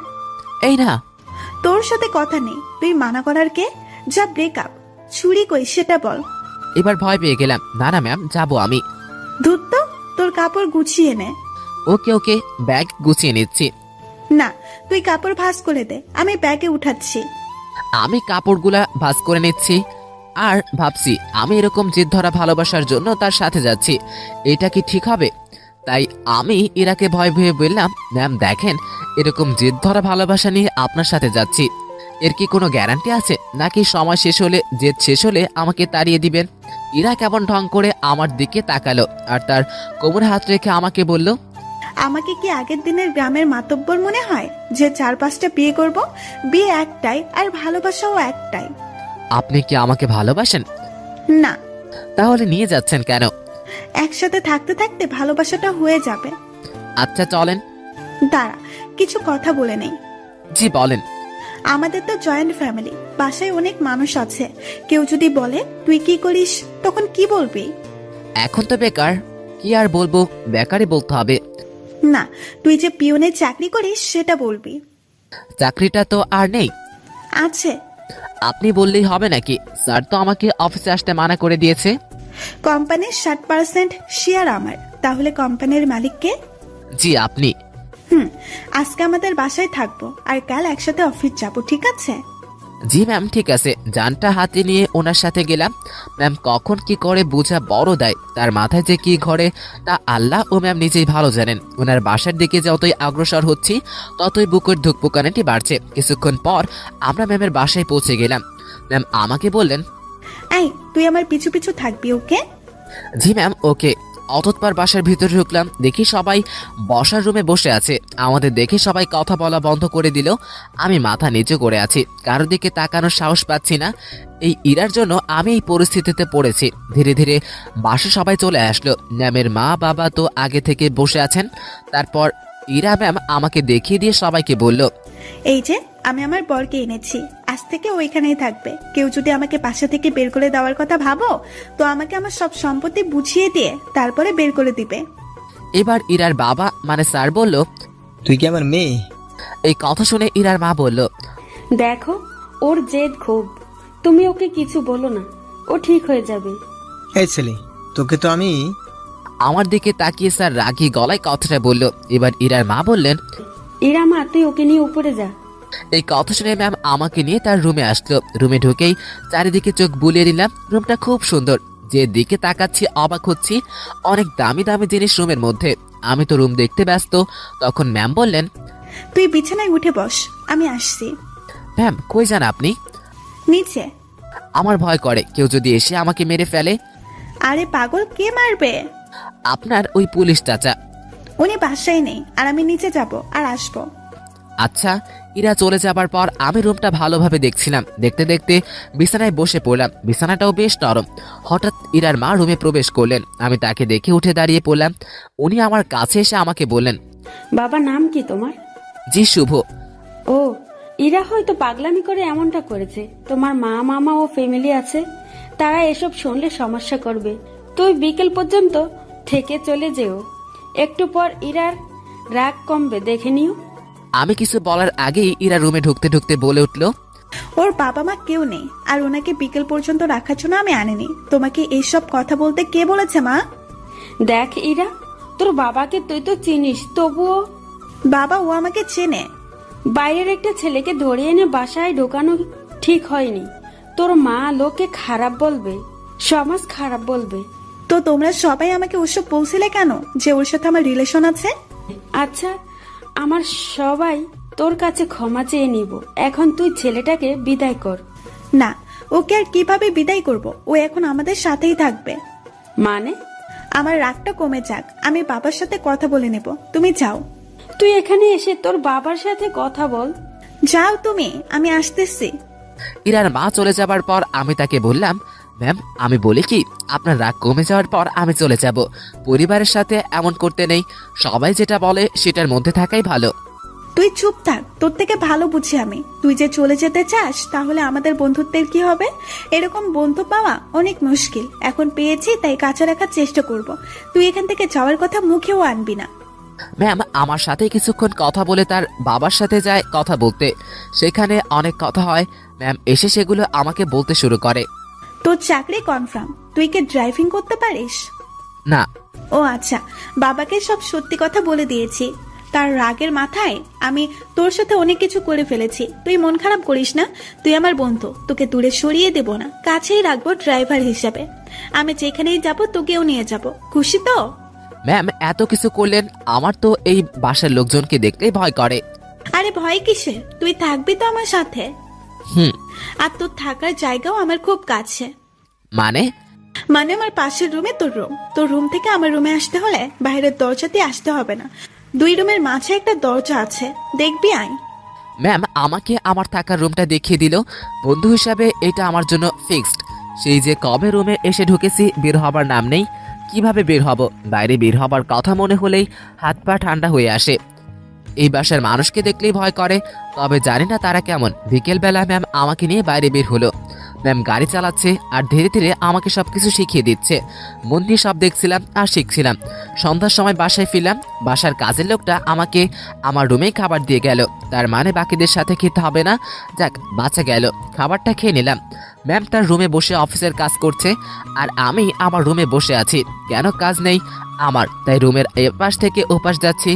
আবার কখনো জানালা দিয়ে খুলে দিয়ে দাঁড়িয়ে থাকি। আমার তো আবার প্রকৃতি দেখার অভ্যাস। আরেকটু রাত গভীর হলো, আমার নজর গেল নিজের ব্যাগের দিকে। ব্যাগ থেকে কাপড় এখনো বের করা হয়নি, তাই বিছানায় ব্যাগ রেখে কাপড়গুলো বের করছিলাম। তখনই মনে পড়ে গেল সকালে সে কথাটা। ম্যাম কি টর্চারটা না করেছিল সকালবেলা, আর উনি আমার কাছে আসাও তার পেটে হাত রাখা, এসব ভাবতেই হাসি পেল খুব। এটা ভাবছিলাম তখনই আমার রুমের দরজায় কেউ নক করলো। ম্যাম ডাকছে, তাই তড়িঘড়ি করে উঠে দরজা খুলে দিলাম। কি করতেছিস তুই? এই যে কাপড়গুলো বের করতেছি। এবার আমি ম্যামের আরেকটু কাছে গিয়ে দাঁড়ালাম, কিন্তু তার শরীরের সাথে আমার শরীরের ছোঁয়া লাগেনি। রাগ উঠায়েন না। আচ্ছা, ইংরেজি ভাষায় বলতেছে সরি। তোর সরি রামি, তুই যাবি এখান থেকে? একটু তো দূরে যেতেই বলেছি, তাতেই এত রাগ করতে হবে? আমি তো দূরের মানুষ, দূরেই থাকবো, তাই না? না, কাছের মানুষ। না না, কাছের মানুষ তো দূরে থাকে না, কাছেই থাকে। সরি, আমার কথাটাই বলা ঠিক হয়নি। আপনি আমার কাছে বসাটাই ঠিক ছিল। রাত অনেক হয়েছে, রুমে গিয়ে ঘুমিয়ে পড়ো, সকালে অফিস আছে। রাগ কমেছে তো আপনার? কমে যাবে। আমি মনে মনে বলছি, এত অভিমানী মেয়ে আমি কোনো দিনও দেখিনি। নিজেই নিজেকে প্রশ্ন করছি, আমি ভুল করছি না তো? ম্যাম এত বন্ধুত্বের কথা বলছেন, কিন্তু আমি তো তার ডাকে সাড়া দিচ্ছি না। আমার কি দূরে থাকাটা ঠিক হচ্ছে? উনি তো তার বন্ধুর জন্য অনেক কিছু করতেছেন, আর আমি তো কিছুই করতে পারিনি বা পারছি না। আমি কি তার বন্ধুত্বের ভালোবাসায় সাড়া দিব? মনের সাথে যখন বোঝাপড়া শেষ হলো, তখন আমি ম্যামের ডান হাতটা আমার 2 হাতের মাঝে নিয়ে বললাম, এই তো কাছে এসেছি, আর দূরে যাওয়ার কথা বলবো না। এমন ভুল আর জীবনেও হবে না, সরি। সত্যি তো? সত্যিই 3 সত্যি। ওনার কণ্ঠ শুনে মনে হচ্ছিল ওনার রাগটা অনেকটাই কমে গেছে। ম্যাম এখন যাই তাহলে? কাছে থাকতে ভালো লাগছে না, তাই না? আপনি তো আমাকে ঘুমাতে বললেন, কালকে অফিস আছে বলে। পরে ঘুমাবি। ম্যাম তখনও জানালার দিয়ে বাইরে তাকিয়ে আছে, আর তার হাত এখনো আমার 2 হাতের মধ্যে রাখা আছে। এক অন্যরকম ভালো লাগা কাজ করছিল তখন, সেটা যে কি তা আমি বলতে পারবো না। আমি ম্যামের মুখের দিকে তাকালাম, দেখি মিটমিট হাসছে। আমি তার এমন হাসি দেখে বললাম, আপনি এমন আনমনা হয়ে বাইরে তাকিয়ে কি ভাবছেন? তোকে। আমাকে মানে? আরে পাগল, তুই আমার জীবনের এমন ভাবে আসলি, মানে আমি ভাবতেই পারিনি তোর মতো একটা গাধা। তবে ভালো মানুষের সাথে বন্ধুত্ব হয়েছে। তবে আমার পোড়া। তাহলে আর কি করব? যাই হোক, সব ঠিক হয়ে যাবে, যা ঘুমিয়ে পড়। আচ্ছা, গুড নাইট। Good night. পরের দিন সকালে ম্যামের সাথে অফিসে গেলাম। সবকিছু ঠিকঠাক চলছে, দিনের পর দিন যাচ্ছিল, আর আমার অবস্থা ততই ভালো হচ্ছিল। ম্যামের সাথে এখন কথা বলতে ভয় করে না, আর কোনো কিছু দরকার হলে সোজা সাপটা বলে দেই। এদিকে ড্রাইভিংটাও একটু একটু শিখেছি। বাসা 2-1 সাথে কথাও হয় মোটামুটি। সবকিছু স্বাভাবিকের দিকে বলা যায়, কিন্তু এমন একটা দিন আসলো যে আমার স্বাভাবিক মন আর ঠিক থাকলো না। ম্যামের বাবা ম্যামের বিয়ের জন্য ছেলে দেখছে। আজ অফিসে যাওয়া হয়নি আমাদের, কারণ ছেলেপক্ষ ম্যামকে দেখতে আসবে। কিন্তু কেন জানি আমার ভয় ভয় লাগছে। ভাবছি ইরার কি বিয়ে হওয়াটা খুব দরকার? এমন থাকলেও তো পারে না, আমি যা ভাবছি তা ভুল ভাবছি। বিয়ে তো হবেই। আমি আমার রুমে বসে চটফট করছিলাম। ম্যামের রুমে ওকে দিলাম, উনি তো বেশ স্বাভাবিকভাবেই আছেন। দেখে মনে হচ্ছে না উনি কোনো টেনশন বা ভয়ে আছেন। তাহলে আমি ভয় করছি কেন? আমি তাকে হারানোর ভয় করছি না তো, ছি ছি, তাকে হারানোর কি আছে? সে তো আর আমার না। ম্যাম আমাকে বলেছেন উনি আমাকে ভালোবাসে, আর সেটা বন্ধু হিসাবে। আর আমি যেটা ভাবছি সেটা তো অন্য কিছু না। নিজের মনের অজান্তেই তাকে ভালোবেসে ফেলেছি। এসব কখন হলো? আমি তো এরকম কোনো কিছুই ভাবিনি তার সম্পর্কে। আমি আর আমার রুমে বসে থাকতে পারলাম না, তাই আমি ম্যামের রুমে গেলাম। ম্যাম বসে বই পড়ছে, আমাকে দেখে বলল, কিছু বলবি? হুম, বল। আপনাকে কি ছেলেপক্ষ দেখতে আসছে? তুই তো জানিস নতুন করে প্রশ্ন করার কি আছে। যদি তারা আপনাকে পছন্দ করে তাহলে কি আপনি রাজি হবেন বিয়ে করতে? ছেলে যদি ভালো হয়, পরিবার যদি ভালো হয়, তাহলে মানা করব কেন? তাই ঠিক। এটাই বলতে আসছিলি? না মানে হ্যাঁ। সকাল সকাল তোতলানো শুরু করেছিস, কিছু কি হয়েছে? একটা কথা বলার ছিল। এবার ম্যাম বয়টা রেখে আমাকে তার সামনাসামনি বসতে বলল। তোকে দেখে মনে হচ্ছে আমাকে কিছু বলতে চাচ্ছিস, কিন্তু ভয় পাচ্ছিস বলতে। ভয় নেই, বল। কিছু বলবেন না তো? হ্যাঁ, আমি তোর বন্ধু না, কিছু বলবো না, বল। আপনি আপনার বাবাকে বলে বিয়েটা ক্যান্সেল করে দিন। ওই বিয়ে তো ঠিকই হয়নি, কিভাবে ক্যান্সেল করব? আর কেনই বা করব? আরে আপনি চলে গেলে আমি কিভাবে থাকবো? ওই কিভাবে থাকবি মানে? বাসার সবাই যেমন ভাবে আছে তুইও ঠিক তেমন ভাবেই থাকবি। আমাকে ছাড়া আপনি কি থাকতে পারবেন? এবার ম্যাম আমার দিকে এক দৃষ্টিতে তাকিয়ে আছে, মনে হয় আমার কথা শুনে অবাক হয়েছে। ম্যাম আপনি এই বাসায় বিয়ে করেন? মানে তোর মাথা কি ঠিক আছে? I love you. মুখ ফসকে হোক আর যেভাবেই হোক আমি কথাটা বলে ফেললাম। মনে মনে ভাবছি বাংলায় বলবো, কিন্তু ইংরেজিতে বেরিয়ে গেল। আমার কথা শুনে ম্যাম মিটিমিটি করে হাসতেছেন আর বললেন, তুই যা বললি ভেবে বলছিস তো? না। কেন? এখানে ভাবার কি আছে? আমার ভয় হচ্ছিল তাই বললাম এটা। কেন তোর ভয় হলো? আপনার চলে যাবার কথা ভেবে। আমি চলে যাব তাতে কি হয়েছে? তুই একটা বিয়ে করবি, তার সাথে থাকবি, সে তোর কি আর করবে? না আপনাকে লাগবে। বাচ্চাদের মতো আবদার করতেছিস কেন? জানি না। আমি এক অন্যরকম শুভকে দেখছি, যে কখনো এইভাবে আমার সাথে থেকে কিছু চায়নি। আচ্ছা তোর কি লাগবে, কেন লাগবে, সব বুঝিয়ে বল। আমি কিছু বুঝিয়ে বলতে পারবো না। আমার আপনাকে লাগবে, আর আপনাকে ভালোবাসার জন্য লাগবে। আমার এমন কথা শুনে ম্যাম লজ্জায় তো শেষ। ম্যাম অন্যদিকে তাকিয়ে হাসছে। এবার হাসি থামিয়ে বলল, তো এখন আমায় কি করতে হবে? আপনি বোঝেন না? যতই বুঝি না কেন, কিন্তু আপনাকে বলতে হবে আমি কি করব। একবার তো বললামই ভালোবাসতে হবে আর আমার কাছে থাকতে হবে। যদি বলি ভালোবাসি না? চুপ করে রইলাম। এই কথার উত্তর দে। তাহলে আর কি, আপনি চলে যাবেন আর আমিও চলে যাব। কোথায় যাবি? জানি না। তাই তো বলেন তো শুনি, ভালোবাসার বীজ কবে বপন করেছিলেন, আর সেটা থেকে চারা গাছ হলো কিভাবে? ইরা নামের একটা পাখি এসে আমার জমিতে তার মুখ থেকে ভালোবাসার বীজটা ফেলে দিয়ে যায়, আর সেই বীজটাই। পুরোটা বলার আগেই ম্যাম হাসতে হাসতে শেষ। ওনার হাসি দেখে আমার রাগ হচ্ছিল। আমি ওনাকে কিছু বোঝাতে চাচ্ছি আর উনি হেসে উড়িয়ে দিচ্ছেন। এবার উনি হাসি থামিয়ে বললেন, আজ সকালটা অন্যরকম ভাবে শুরু হলো, এমন হাসির কথা কখনো শুনিনি। ম্যামের কথা শুনে বেশ লজ্জা পেলাম। হয়তো মনের কথাটা বলা ঠিক হয়নি। আমি তার সামনে থেকে উঠলাম আর নিজের রুমে যাওয়ার জন্য পা বাড়ালাম। তখন ম্যাম ডাক দিয়ে বললেন, কই যাস? ঘুম পাচ্ছে, ঘুমাবো। ঘুম নাকি রাগ? না ঘুম। রাগ না ম্যাম, ঘুমই পাচ্ছে। আমার জানা আছে, তুই এখানে এসে বস। কথা না শুনলে বকা দিবে, তাই কথা না বাড়িয়ে আবার তার সামনাসামনি বসলাম। তখনই ইরা বলল, আমার আর তোর মাঝের সম্পর্কটা কিসের বলতো? বন্ধুত্বের। তো আমি কি বন্ধুর কথা শুনে হাসতেও পারবো না? পারবেন। আর এখানে তো হাসলেন। কথার মধ্যে এমন রাগী সুর কেন? কই না তো। আচ্ছা ভেবে দেখ তো, তুই যে আমাকে ভালোবাসিস কথাটা বললি, আমি কি তা নিয়ে উপহাস করেছি? তোর কথা শুনে হাসি পাচ্ছিল তাই একটু হাসলাম। আর আমাকে যেটা বললি সেটার উত্তর না দিয়ে কই যাস? হ্যাঁ সেটা ভুলে বলে ফেলেছি, সরি। লাত্তি খাবি কুত্তা? ভালোবাসি বল। আপনি আবার হাসবেন তাই বলবো না, আমার ভালোবাসার দাম আছে। ওরে বাবা, একটু হাসছি বলে এত রাগ? তো শুনি আপনার ভালোবাসার দাম কত? সেটা আপনার না জানলেও চলবে। আপনি বই পড়েন, আমি গেলাম। এই বলে আমি চলে যাচ্ছিলাম, তখন উনি আমার হাত ধরে ফেললেন আর কেমন কান্না কান্না কণ্ঠে বললেন, ওই পাগল, আমি তোমার ভালোবাসা নিয়ে উপহাস করিনি তো। তাহলে হাসলেন কেন? না পাগল। এই কথা বলে হঠাৎ ইরা আমাকে জড়িয়ে ধরে কান্না শুরু করলো আর অভিমানে কণ্ঠে বলল, প্রত্যেকটা গল্পে আমি তোমাকে প্রপোজ করি, তুমি কি করো? তুমি চুপ করে থাকো, তোমার জন্য ওয়েট করতে হয় আমায়। এই গল্পেরও তুমি অনেকটা লেট করেছো। আমার কি অপেক্ষা করে থাকতে কষ্ট হয় না? তুমি আমার জন্য কিছু করো না, আর করতেও হবে না, শুধু ভালোবাসলেই চলবে। আর হ্যাঁ, রাগ দেখাও কেন আমাকে? রাগ শুধু তোমারই আছে, আমার নেই। আর যদি কখনো তোমার কথায় রাগের সুর পাই তো তখনই ব্রেকআপ। ম্যামের এমন কথা ও কাজ দেখে আমার মুখের ভাষাই হারিয়ে গেল। আচ্ছা, আমি তোর কথা একবার আমার বাবাকে সিরিয়াসলি বলবো। না, কেন? স্যার যদি মানা করে দেয় আর আপনাকে যদি আমার কাছ থেকে কেড়ে নেয় বা আমাকে যদি আপনার জীবন থেকে সরিয়ে দেয় তখন? আমার উপর বিশ্বাস রাখ। ইরা আমাকে ছেড়ে দিল, যা বেশ চিন্তিত সাথে আমিও।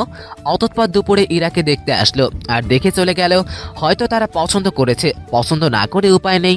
রুমে বসে হতাশ হওয়া ছাড়া আমার আর কোনো উপায় ছিল না।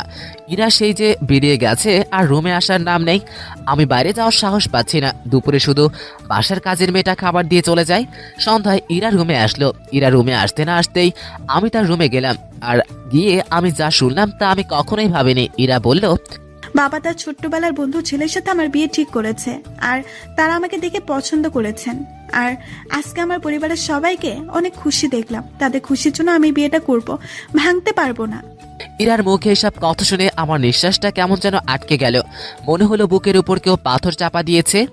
আমি কোনো রকম চোখের পানি সামলিয়ে বললাম, সমস্যা নেই, আপনি যেটা ভালো মনে করেন। তুই আমার উপর রাগ করলি, তাই না? আরে না, আপনার সিদ্ধান্তে আমি খুব খুশি হয়েছি। পরিবারের কথা চিন্তা করে সব করতে হয়। তোমার কথাই আমি কান্নার আওয়াজ পাচ্ছি। কি যে বলেন, কান্না করবো কেন? আমি রাজি হওয়াতে আমার বাবা যে কত খুশি হয়েছে তা আমি তার চোখ মুখ দেখেই বুঝেছি। আচ্ছা, আপনি রেস্ট নেন, আমি আমার রুমে চাই। ইরা কিছু বলল না, চুপ করে বসে থাকলো। আমি রুমে আসলাম। ছেলেদের তো আর আওয়াজ করে কান্না করতে নেই, তবুও নিজেকে সামলাতে না পেরে নিঃশব্দে কিছুক্ষণ কান্না করলাম। রুমের মধ্যে আর ভালো লাগছে না, তাই ছাদের দিকে রওনা দিলাম। আমি কখনো যাইনি এই বাসায় ছাদে, আজই প্রথম যাচ্ছি। ছাদে পৌঁছে এক কোণে চুপটি করে দাঁড়িয়ে আছি। ভাবছি ম্যামের কাছ থেকে বিদায় নিয়ে এই বাসা থেকে চলে যাব, কারণ এই কষ্ট সহ্য করার মতো না। হঠাৎ ছাদে কারো উপস্থিতি টের পেলাম। একটা লোক আমার দিকে এগিয়ে আসছে। কাছে আসতেই বুঝতে পারলাম এটা ইরার চাচা। তিনি আমাকে বলল, এই শীতে এত রাতে এখানে কি করিস? না মানে এমনি বাতাস খেতে আসছে একটু। কি এই শীতে বাতাস? রুমে বেশি ভালো লাগছিল না, তাই আর কি। বেশ চালাক তুই। আমি মনে মনে ভাবছি কি চালাকি করলাম। তখনই ইরার চাচা আবারও বলল, আমার কথায় সোজা উত্তর দিবি। জি স্যার। তুই ইরাকে ভালোবাসিস? কি বলবো বা কি বলা উচিত বুঝতে পারছি না। সত্যি বললে আবার কোনো বিপদ হবে না তো। ভাবছি সত্যিটা বলবো, যা হবার হবে। ভালোবাসি।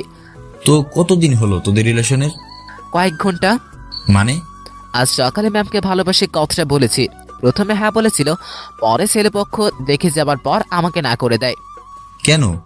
ম্যাম, এই বিয়েতে রাজি হওয়ার আপনাদের বাসার সবাই খুশি হয়, আর আপনাদের হাসি খুশি মুখ দেখে ম্যাম আমাকে এসে মানা করে দেয়। বাহ, তুই তো বেশ সাহস নিয়ে কথা বলছিস। আমার সাথে তোর ভয় করছে না? আপনি তো সত্যিটা বলতে বললেন। তো এখন কি করবি? চলে যেতে হবে এখান থেকে। রাতেই? না, সকালে ওনার সাথে দেখা করে চলে যাব। তো দেবদাস হয়ে কোথায় ঘুরে বেড়াবি? চুপ হয়ে গেলাম। উনি মজা নিচ্ছিল, বেশ বোঝে যাচ্ছিল। চুপ হয়ে গেলি কেন বল?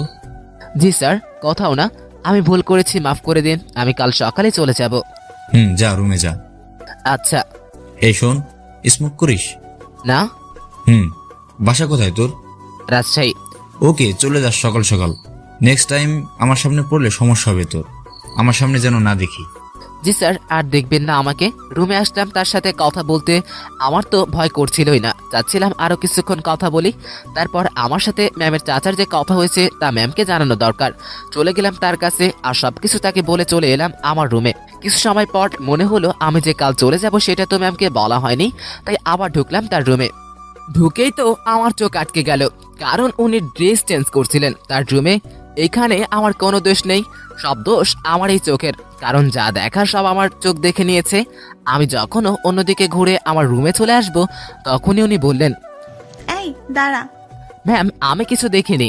কিছু দেখা না দেখার কথা আমি বলিনি। কি বলতে আসছিলি সেটা বল। কাল সকালে চলে যাচ্ছি। আরে অন্যদিকে ঘুরে আছিস কেন? আমার শরীরে পোশাক আছে, এখন এই দিকে তাকা। ঘুরে তার দিকে তাকালাম, এখন সব ঠিকঠাক আছে। কি জানি বলতেছিলি? এত জায়গা থাকতে রুমেই কেন ড্রেস চেঞ্জ করতে হবে? এটা বলতে আসছিলি? আসলে আমি কাল সকালে চলে যাচ্ছি কোথায়? আমার গ্রামের বাড়িতে। কেন? এখানে থাকতে পারছি না, আমার দম বন্ধ হয়ে আসছে। এতদিন তো এমন হয়নি, এখন কেন হচ্ছে? দেখেন, ভালোবাসার মানুষটির চোখের সামনে থেকে এইভাবে হারিয়ে যাবে তা আমি মানতে পারবো না। তুই যদি চাস ব্রেকআপ করে তারপর চলে যাবি। ঠিক আছে, ব্রেকআপ যা বলার বলে এসে কম্বল মুড়ি দিয়ে শুয়ে পড়লাম। ওনার কথা ভাবতে ভাবতে চোখের পাতাটা বন্ধ হয়ে গেল। রাত তখন কতটা আমি জানি না, তবে আমার কম্বলের নিচে কাউকে অনুভব করলাম কেউ একজন এখানে এসে শুয়ে আছে। তখন আমার ঘুম ভাঙলো আর চোখ খোলাম, কম্বলটা মাথার উপর থেকে কম্বলটা সরিয়ে দেখলাম ইরা আমার পাশে শুয়ে আছে। আমি এটা দেখে তড়িঘড়ি করে উঠে বসলাম। এটা দেখে ইরা আমার দিকে ফ্যাল ফ্যাল করে তাকিয়ে আছে। ওনাকে দেখে আমি বেশ অবাক হলাম। কিছুদিন পর যার বিয়ে, সে এত রাতে আমার সাথে ও আমার পাশে শুয়ে আছে, এই মেয়ের মতলবটা কি? তখন ম্যাম আমাকে বললেন, যেমন ছিলি তেমন করে শুয়ে থাক। আপনি এখানে কি করেন? দেখছিস না শুয়ে আছে? আপনার রুমে যান, এখানে কি? এটাও আমার রুম। এইভাবে এত কাছে আসা ঠিক না। কোনটা ঠিক কোনটা ভুল তোকে বলতে বলছি আমি? যেমনটা ঘুমিয়েছিলে তেমনটাই থাক। শোনেন, আপনি আমাকে আর কিছু বলতে দিল না। উনি উঠে আমার মুখ চেপে ধরলো, তারপর আমাকে শুয়ে দিয়ে উনি আমার পেটের উপর বসে কম্বলটা আমার পিছন দিয়ে গুজে দিল। তারপর ইরা তার ফোনের লাইট অন করে সাইডে রাখলো আর ম্যাম তার পা দুটো ভাঁজ করে ভালোভাবে আমার পেটের উপর বসলো। তারপর তার হাত দুটো আমার গালে রাখলো। বাইরে থেকে এই অবস্থা দেখে মনে হবে একটা ত্রিভুজের মতো, ভিতরে আলো থাকায় ছোট একটা ত্রিকোণ ঘরের মতোই লাগছিল। অতঃপর ম্যাম বলল, তোর সাহস কি করে হয় আমার সাথে ব্রেকআপ করার? শুভ, উত্তর দে, তা না হলে তোর খবর আছে। আপনার যাতে ভালো হয় সেই জন্যই করেছি। তুই ব্রেকআপ করার কে? করলে আমি করব। করতে পারি না। তুই কেন করবি? ভালো তো আমি বাসি, তাহলে ব্রেকআপ তো আমিই করব। আর আমি কি ভালোবাসি না? আমার থেকে কম, সো তোর ব্রেকআপের কোনো দাম নেই। আচ্ছা, আপনি পেটের উপর থেকে নামেন, আমার পেটে ব্যথা হচ্ছে। করলে করুক, আমি কি করব? আপনি যা করতেছেন সেটা কিন্তু ঠিক না। কি করতেছি আমি? এই যে এইভাবে বসে আছেন আবার। তোকে কি আমি জ্ঞান দিতে বলেছি? কথাটা বলেই ইরা তার হাত দিয়ে আমার ঠোঁট স্পর্শ করতে শুরু করলো, নাকে চোখে হাত বুলিয়ে দিল। আমি যে বসে আছি তাতে কি তোর খুব কষ্ট হচ্ছে? না, তবে এরকম ভাবে হাত দিচ্ছেন তা আমার ভালো লাগছে না। I love you. আপনার নতুন বরকে বললেন এসব? কথাটা বলার সাথে সাথেই আমাকে একটা ঠাস করে থাপ্পড় দিল। আই লাভ ইউ টু বল, না হলে আরো মারবো। Too too too? কিসের টুটু? পুরোটা বল। ভালোবাসি আমিও। ওয়াও, খুব বলেছেন। চলেন এখন রোমান্স করি। ম্যাম ওয়েট, কিসের রোমান্স? আমি তো আপনার বর না, এগুলো ঠিক হবে না। আপনি আমার রুমে যান। আহারে, আমি তো রোমান্স করবই, সে বিয়ে হোক আর নাই হোক। ম্যাম এমন করছেন কেন? ছেড়ে দেন না। ওলে বাবুটা, খুব ভয় লাগছে তোমার? ইরা বসে থেকে এবার আমার পুরো শরীরের উপর শুয়ে পড়ল। বুকের ভিতর আমার দুরু দুরু শব্দ হচ্ছে। ইরা আমার বুকে তার দুই হাত রাখলো আর সেখানে তার থুতনিটা লাগলো। ও বোকা বোকা গলায় বলল, ভয় নেই, এই যে তোমার কাঁধ থেকে মাথা পর্যন্ত আজ আমি যা ইচ্ছে তাই করব। ইরাকে আর থামাতে পারলাম না। উনি ফোনের লাইটটা অফ করে দিয়ে আমার গলায় আর ঘাড়ে তার ঠোঁটে স্পর্শ দেওয়া শুরু করলো। তার খোলা চুলগুলো আমার সারা মুখে ছড়িয়েছিল। এদিকে তো উনি তার কাজ করে যাচ্ছেন। কিছুক্ষণ পর, আমি তোমার বুকে এখন ঘুমাবো, সকালে আমাকে ডেকে দিও। কি কিছু করতে পারি না? তুমি আবার কি করবা? তুমি মানে? সরি, আপনি যে এগুলা করলেন। ওই না, তুমি কেন করবা? তুমি কিছু করতে পারবে না। আচ্ছা, আপনার রুমে যান। রাগ কেন করছো? না, আমি রাগ কখন করলাম? আমি তো শুধু যেতে বললাম আপনার রুমে। কথাটা বলতেই ইরা মোবাইলের লাইটটা অন করলো আর উনি তার গলার ওড়নাটা সরিয়ে দিতে ধরলো। তখনই আমি তাকে থামিয়ে দিলাম। এই কি করছেন? তুমি যে বললে কি যেন করবে? আপনার এই গালটুকুই লাগবে শুধু। এই যে গালটুকুই, শুধু এর নিচে নামলেই মায়ের। ওকে? আচ্ছা। কি মানুষ রে বাবা, নাও করে না। উঠে বসে ওনার গালে আমার ঠোঁটের স্পর্শ দিতে লাগলাম। ইরার মতো আমিও বেশি সময় নিলাম না। একটু পর আমি বললাম, রুমে গিয়ে ঘুমিয়ে পড়ো। এটাই আমার রুম। এখানেই থাকবে? হুম। তারপর দুজনে দুজনের দিকে তাকিয়ে থাকলাম। হঠাৎ দুজনে কান্না করে দেই। ইরা বলল, এই তুমি কান্না করছো কেন? এইভাবে কখনো তো তোমাকে আর পাবো না তাই। দূর পাগল, কে বলছে পাবে না? তুমি তো চলেই যাবে। আমি থাকার চেষ্টা করব। আর তুমি কান্না করতেছো কেন? বলা যাবে না। বলো না। পাগলটাকে অনেক ভালোবেসে ফেলেছি। এবার ইরা আমার কপালের সাথে তার কপাল ঠেকালো। ওর চোখের পানি আমার মুখের উপরে পড়তেছে। আমি বললাম, অনেক কান্না হয়েছে, থামো। আমি এখানে থাকবো, না করো না প্লিজ। আচ্ছা থাকো। তোমার বুকের উপর ঘুমাবো। হুম। রাগ করবে না তো? না। এবার ইরা আমার বুকের উপর শুয়ে পড়লো। দুজন ভরে উঠবো, উঠে হাঁটতে বের হব। না, তোমার কাকা আমাকে চলে যেতে বলেছে সকালে। ওনার সাথেই বের হব। কি? তোমাকে কিছু ভাবতে হবে না। উনি আমাকে দেখলেই গুলি করবে। আমি যদি বলি তাহলে উনি তোমাকে জামাই বলে ডাকবে। মানে? তুমি যে বললা তুমি ওনার সাথে কথা বলছো। হুম। উনি আবার আমাকে কল করেছিল, আমিও সব সত্যি কথা বলে দিয়েছি। উনি আবার কি বলছে জানো? আমাদের বিয়ের দায়িত্ব উনি নিয়েছেন, আর সব উনি সামলাবেন। উনি তোমাকে অনেক পছন্দ করেছেন। কি জন্য? সেটা আমি কিভাবে বলবো? সত্য কথা বলেছো, তাই হয়তো ভালো লেগেছে তার। ওহ। এবার কোনো কথা না, এবার শুধু ঘুম হবে পাগল। অতঃপর দুজনেই ঘুমিয়ে গেলাম। প্রতিদিন সকালে ইরা আমাকে ডেকে তুলল। তারপর হাঁটতে বের হলাম। পথে সত্যি সত্যি ইরার কাকার সাথে দেখা হলো। উনি আমাদের দেখে মুচকে আসলেন, কিছু বললেন না। এই চলো, জগিং করে ভুঁড়ি হতে দেওয়া যাবে না। ভুঁড়িওয়ালা বর আমার পছন্দ না। ইরার কথা শুনে মুচকে আসা ছাড়া আর কোনো উপায় নেই। সকালে সব কাজ শেষ করে অফিসে আসলাম দুজনে। অফিসে কেউ এই ব্যাপারে কিছুই জানে না, তাই কোনো সমালোচনাও হয়নি। এসব বিষয়ে জানলে কেউ না কেউ আমাকে ঠিকই জিজ্ঞাসা করত। দুপুরের পর শার্ট প্যান্ট ও কোট পরা এক ভদ্রলোক ম্যামের কেবিনে ঢুকলো। লোকটিকে দেখে কেমন জানি সন্দেহ হচ্ছিল আমার। কিছু সময় পর ইরা আমাকে ডাকলো। যাক, এবার তো হলে সন্দেহ দূর হবে। রুমে ঢুকে দেখি ম্যাম বেশ রাগান্বিত। আমি ম্যামকে বললাম, জি ম্যাম বলেন। এই যে এটাই আমার পাগল, দেখে নিন। আমাকে দেখিয়ে দিয়ে লোকটাকে বলল, এই কথা ম্যাম। ম্যামের কি লজ্জা শরম নেই? কেউ এইভাবে পরিচয় করিয়ে দেয়? তখন ম্যাম আবার লোকটাকে বললেন, তো আর কিছু বলবেন? এমন একটা ছেলেকে পছন্দ করেন আপনি? ওর কি কিছু আছে? আর দেখতেও কেমন জানি। ওই আমার পাগলের মধ্যে কি আছে না আছে আমি জানি, আপনাকে বুঝতে হবে না। আপনি আসতে পারেন। ভেবে দেখবেন, ওর সাথে থাকলে আপনার জীবন নষ্ট হতে পারে। এই শালা, ভাষা খারাপ করাবি না। জীবন নষ্ট হবে মানে? ম্যাম তো তাকে মারার জন্য উঠেছে। এতক্ষণে বুঝলাম এই লোকটা ম্যামকে দেখতে এসেছিল বিয়ে করার জন্য। ম্যাম যেভাবে মারার জন্য উঠে তা দেখে ভয় লোকটি চেয়ার উল্টে পড়ে যায়। ম্যামকে থামিয়ে আমি লোকটিকে টেনে তুললাম। দেখলি তো আমার পাগলের মধ্যে কি আছে। এবার সেই লোকটি চলে গেল। আমি বললাম, ম্যাম এইভাবে কেউ ভয় দেখায়? আরে ভাই বলিস না, মাথাটাই খারাপ করে দিচ্ছে। আমি কত বুঝালাম, বুঝলোই না। বলে বাইরে চলে আসতেছি, তখনই ম্যাম পিছন থেকে ডাক দিল। ওই আমার পাগল। জি ম্যাম বলেন। উনি মিসকে হেসে বললেন, কিছু ফাইল কপি করতে হবে, একটু সাহায্য করবেন? ঠিক আছে, দেন করে দিচ্ছি। আরে আমার রুমের মেশিনে কালি নেই, তুমি ম্যানেজারের রুম থেকে করে নিয়ে আসো। আচ্ছা। ইরা ফাইলগুলো আমার হাতে দিল। আমি হাতে নিলাম, কিন্তু উনি ফাইল ধরে আছেন আর আমিও ধরে আছি। উনি ছাড়ছেন না। রাগ করলে নাকি আবার? না, কি যে বলেন, কোনো রাগ করব? এই যে কাজ করিয়ে নিচ্ছি বলে। এটা তো আমারই কাজ। তোমাকে দিয়ে কাজ করাতে ইচ্ছে করে না গো। কিন্তু আমার কাজ করতে ইচ্ছে করে। স্যার যান এখন, এগুলো কফি করে নিয়ে আসেন। আর হ্যাঁ, আজ বাসায় ফিরতে রাত হবে। সন্ধ্যায় বাইরে গিয়ে খেয়ে এসে আবার কাজ শুরু করব, ঠিক আছে? আচ্ছা ঠিক আছে। অতঃপর সন্ধ্যায় আমরা বাইরে গিয়ে খেয়ে আসলাম। তারপর আবার কাজ শুরু করলাম। বিকেল থেকেই আমি ম্যামের কেবিনেই বসে আছি আর ওনার কাজ দেখছি মনোযোগ দিয়েই। মাঝে মাঝে কথা হচ্ছে। কাজ প্রায় শেষের দিকে। তখন ম্যাম বললেন, আজ কি করব জানো? কি করবেন? এই যে তুমি করে বলো। কি করব? এক জগ চা বানিয়ে আমরা দুজন রাত 10টার পরে সাথে যাব। কেন? গল্প করব। এই ঠান্ডায় সাদে রুমে তো ভালো। আরে না, সাদে আগুনের ব্যবস্থা করব। তুমি আর আমি পাশাপাশি বসে চা খাবো আর গল্প করব। যদি আপনার বাবা দেখে তাহলে? আরে কাকা তো বাবাকে সব বলে দিয়েছে, তাই বাবা বিয়েটা ক্যান্সেল করে দিচ্ছে। আর সেজন্য ছেলেটা আমার কাছে এসেছিল যাতে আমি বিয়েটা তার সাথেই করি। তারপর কি হলো তুই দেখলি। ওহ, এই ব্যাপার। জি, এখন বাসায় সবকিছু করতে পারবো। সব করবে মানে? বাসায় চলো, বাসায় গিয়ে বুঝাবো নে, ঠিক আছে পাগল?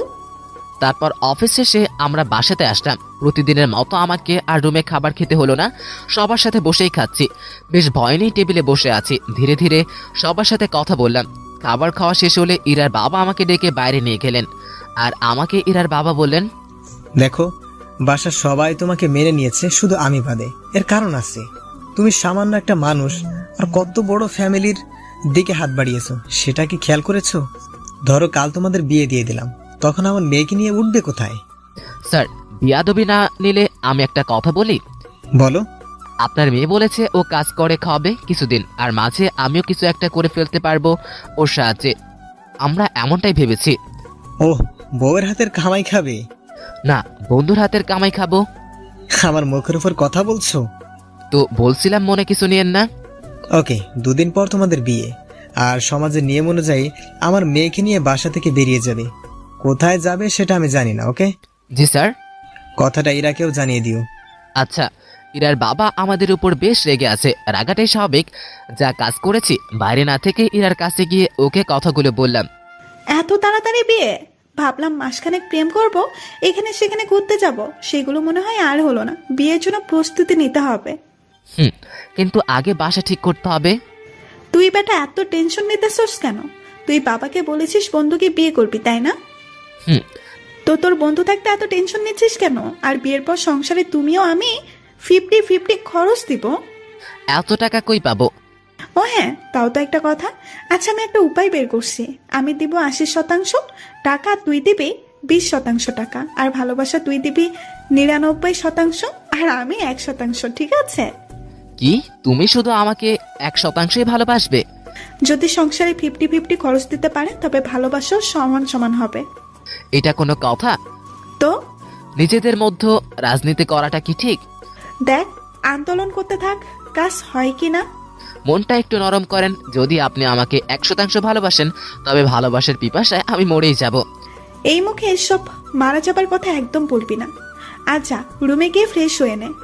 আচ্ছা বলে রুমে গিয়ে দরজা লাগিয়ে দিয়ে ফ্রেশ হলাম, কারণ দরজা খোলা থাকলে ইরা আজ আর আমাকে ঘুমাতে দেবে না। ঘুম প্রায় চলেই এসেছে, তখনই ইরা আমার রুমের দরজায় এসে ডাকাডাকি শুরু করলো। মুখে বিরক্তি নিয়ে দরজা খুললাম। ওই দরজা খোল, এমনি ঘুমাচ্ছিস কেন? চা রেডি, চল ছাদে যাব। ওকে চলো। দুজনে গিয়ে ছাদের মাঝখানে কিছু কাঠখড় দিয়ে আগুন ধরিয়ে নিলাম। আমি আর ইরা আগুনের কাছে পাশাপাশি বসলাম। সে আমার শরীর ঘেঁষে বসলো। ইরা জগ থেকে 1 কাপ চা ঢাললো আর আমাকে দিয়ে বলল, আগে তুমি খাও, তবে পুরোটা খাবে না। প্রথমে তুমি 1 চুমুক দিবে, তারপর আমি, পরে আবার তুমি। ইরা কথাটি বলে আমার হাতে জড়িয়ে ধরলো আর আমি চা 1 চুমুকেই খেয়ে ফেললাম। তারপর আমি কাপটা ইরার মুখের সামনে ধরলাম। আমিও সেই জায়গাতেই মুখ চা লাগিয়েই চা খেয়েছি। সেও সেই জায়গাতেই মুখ লাগিয়ে চা খেলো। খাওয়া শেষে ইরা আমার কাঁধে মাথা রাখলো। এই একটা গান বলো না। গান তো পারি না। তুমি কিছুই পারো না, আর রোমান্টিক একটা বর। আচ্ছা, আমি একটা গান বলবো, আমার সাথে বলবে, ঠিক আছে?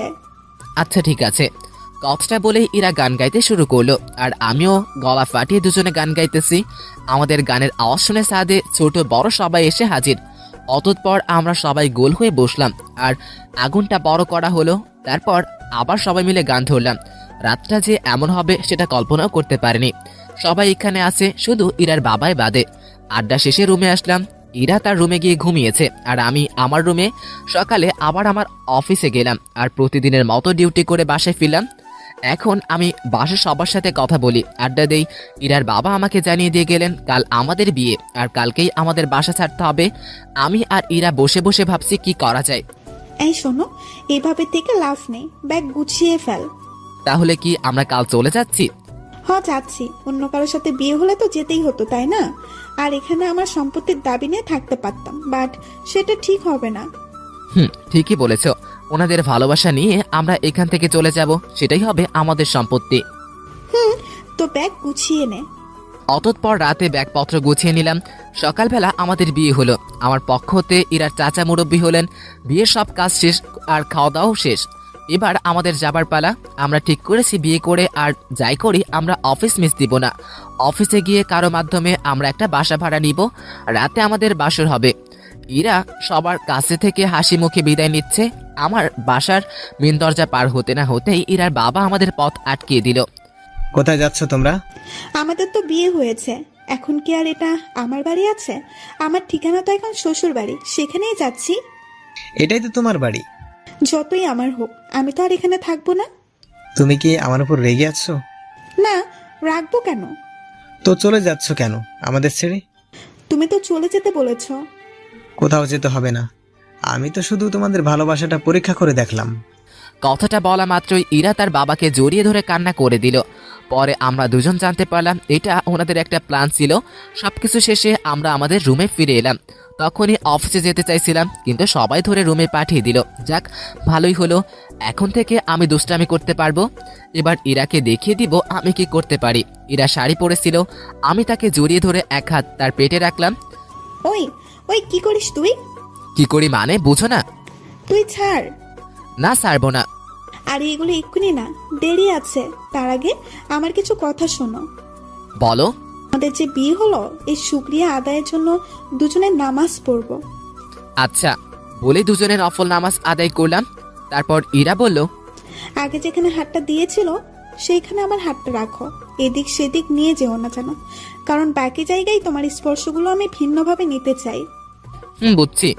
ঠোঁটে চুমু দেই? দাও। দিব না। কেন? পৌঁছা তুমি, তাই। আমি কি করলাম? আমাকে আমার বাবা মার কাছ থেকে চুরি করেছো। আচ্ছা, তাহলে তাদের জিনিস আমি ফেরত দিয়ে চলে যাই। এই না। কেন? কারণ আমি তোমার প্রেমে আহত, তাই। দুজন মুচকে এসে একে অপরকে জড়িয়ে ধরলাম। তারপর দুজনেই ভালোবাসা সাগরে সাঁতার কাটতে লাগলাম, আর বাকিটা ইতিহাস।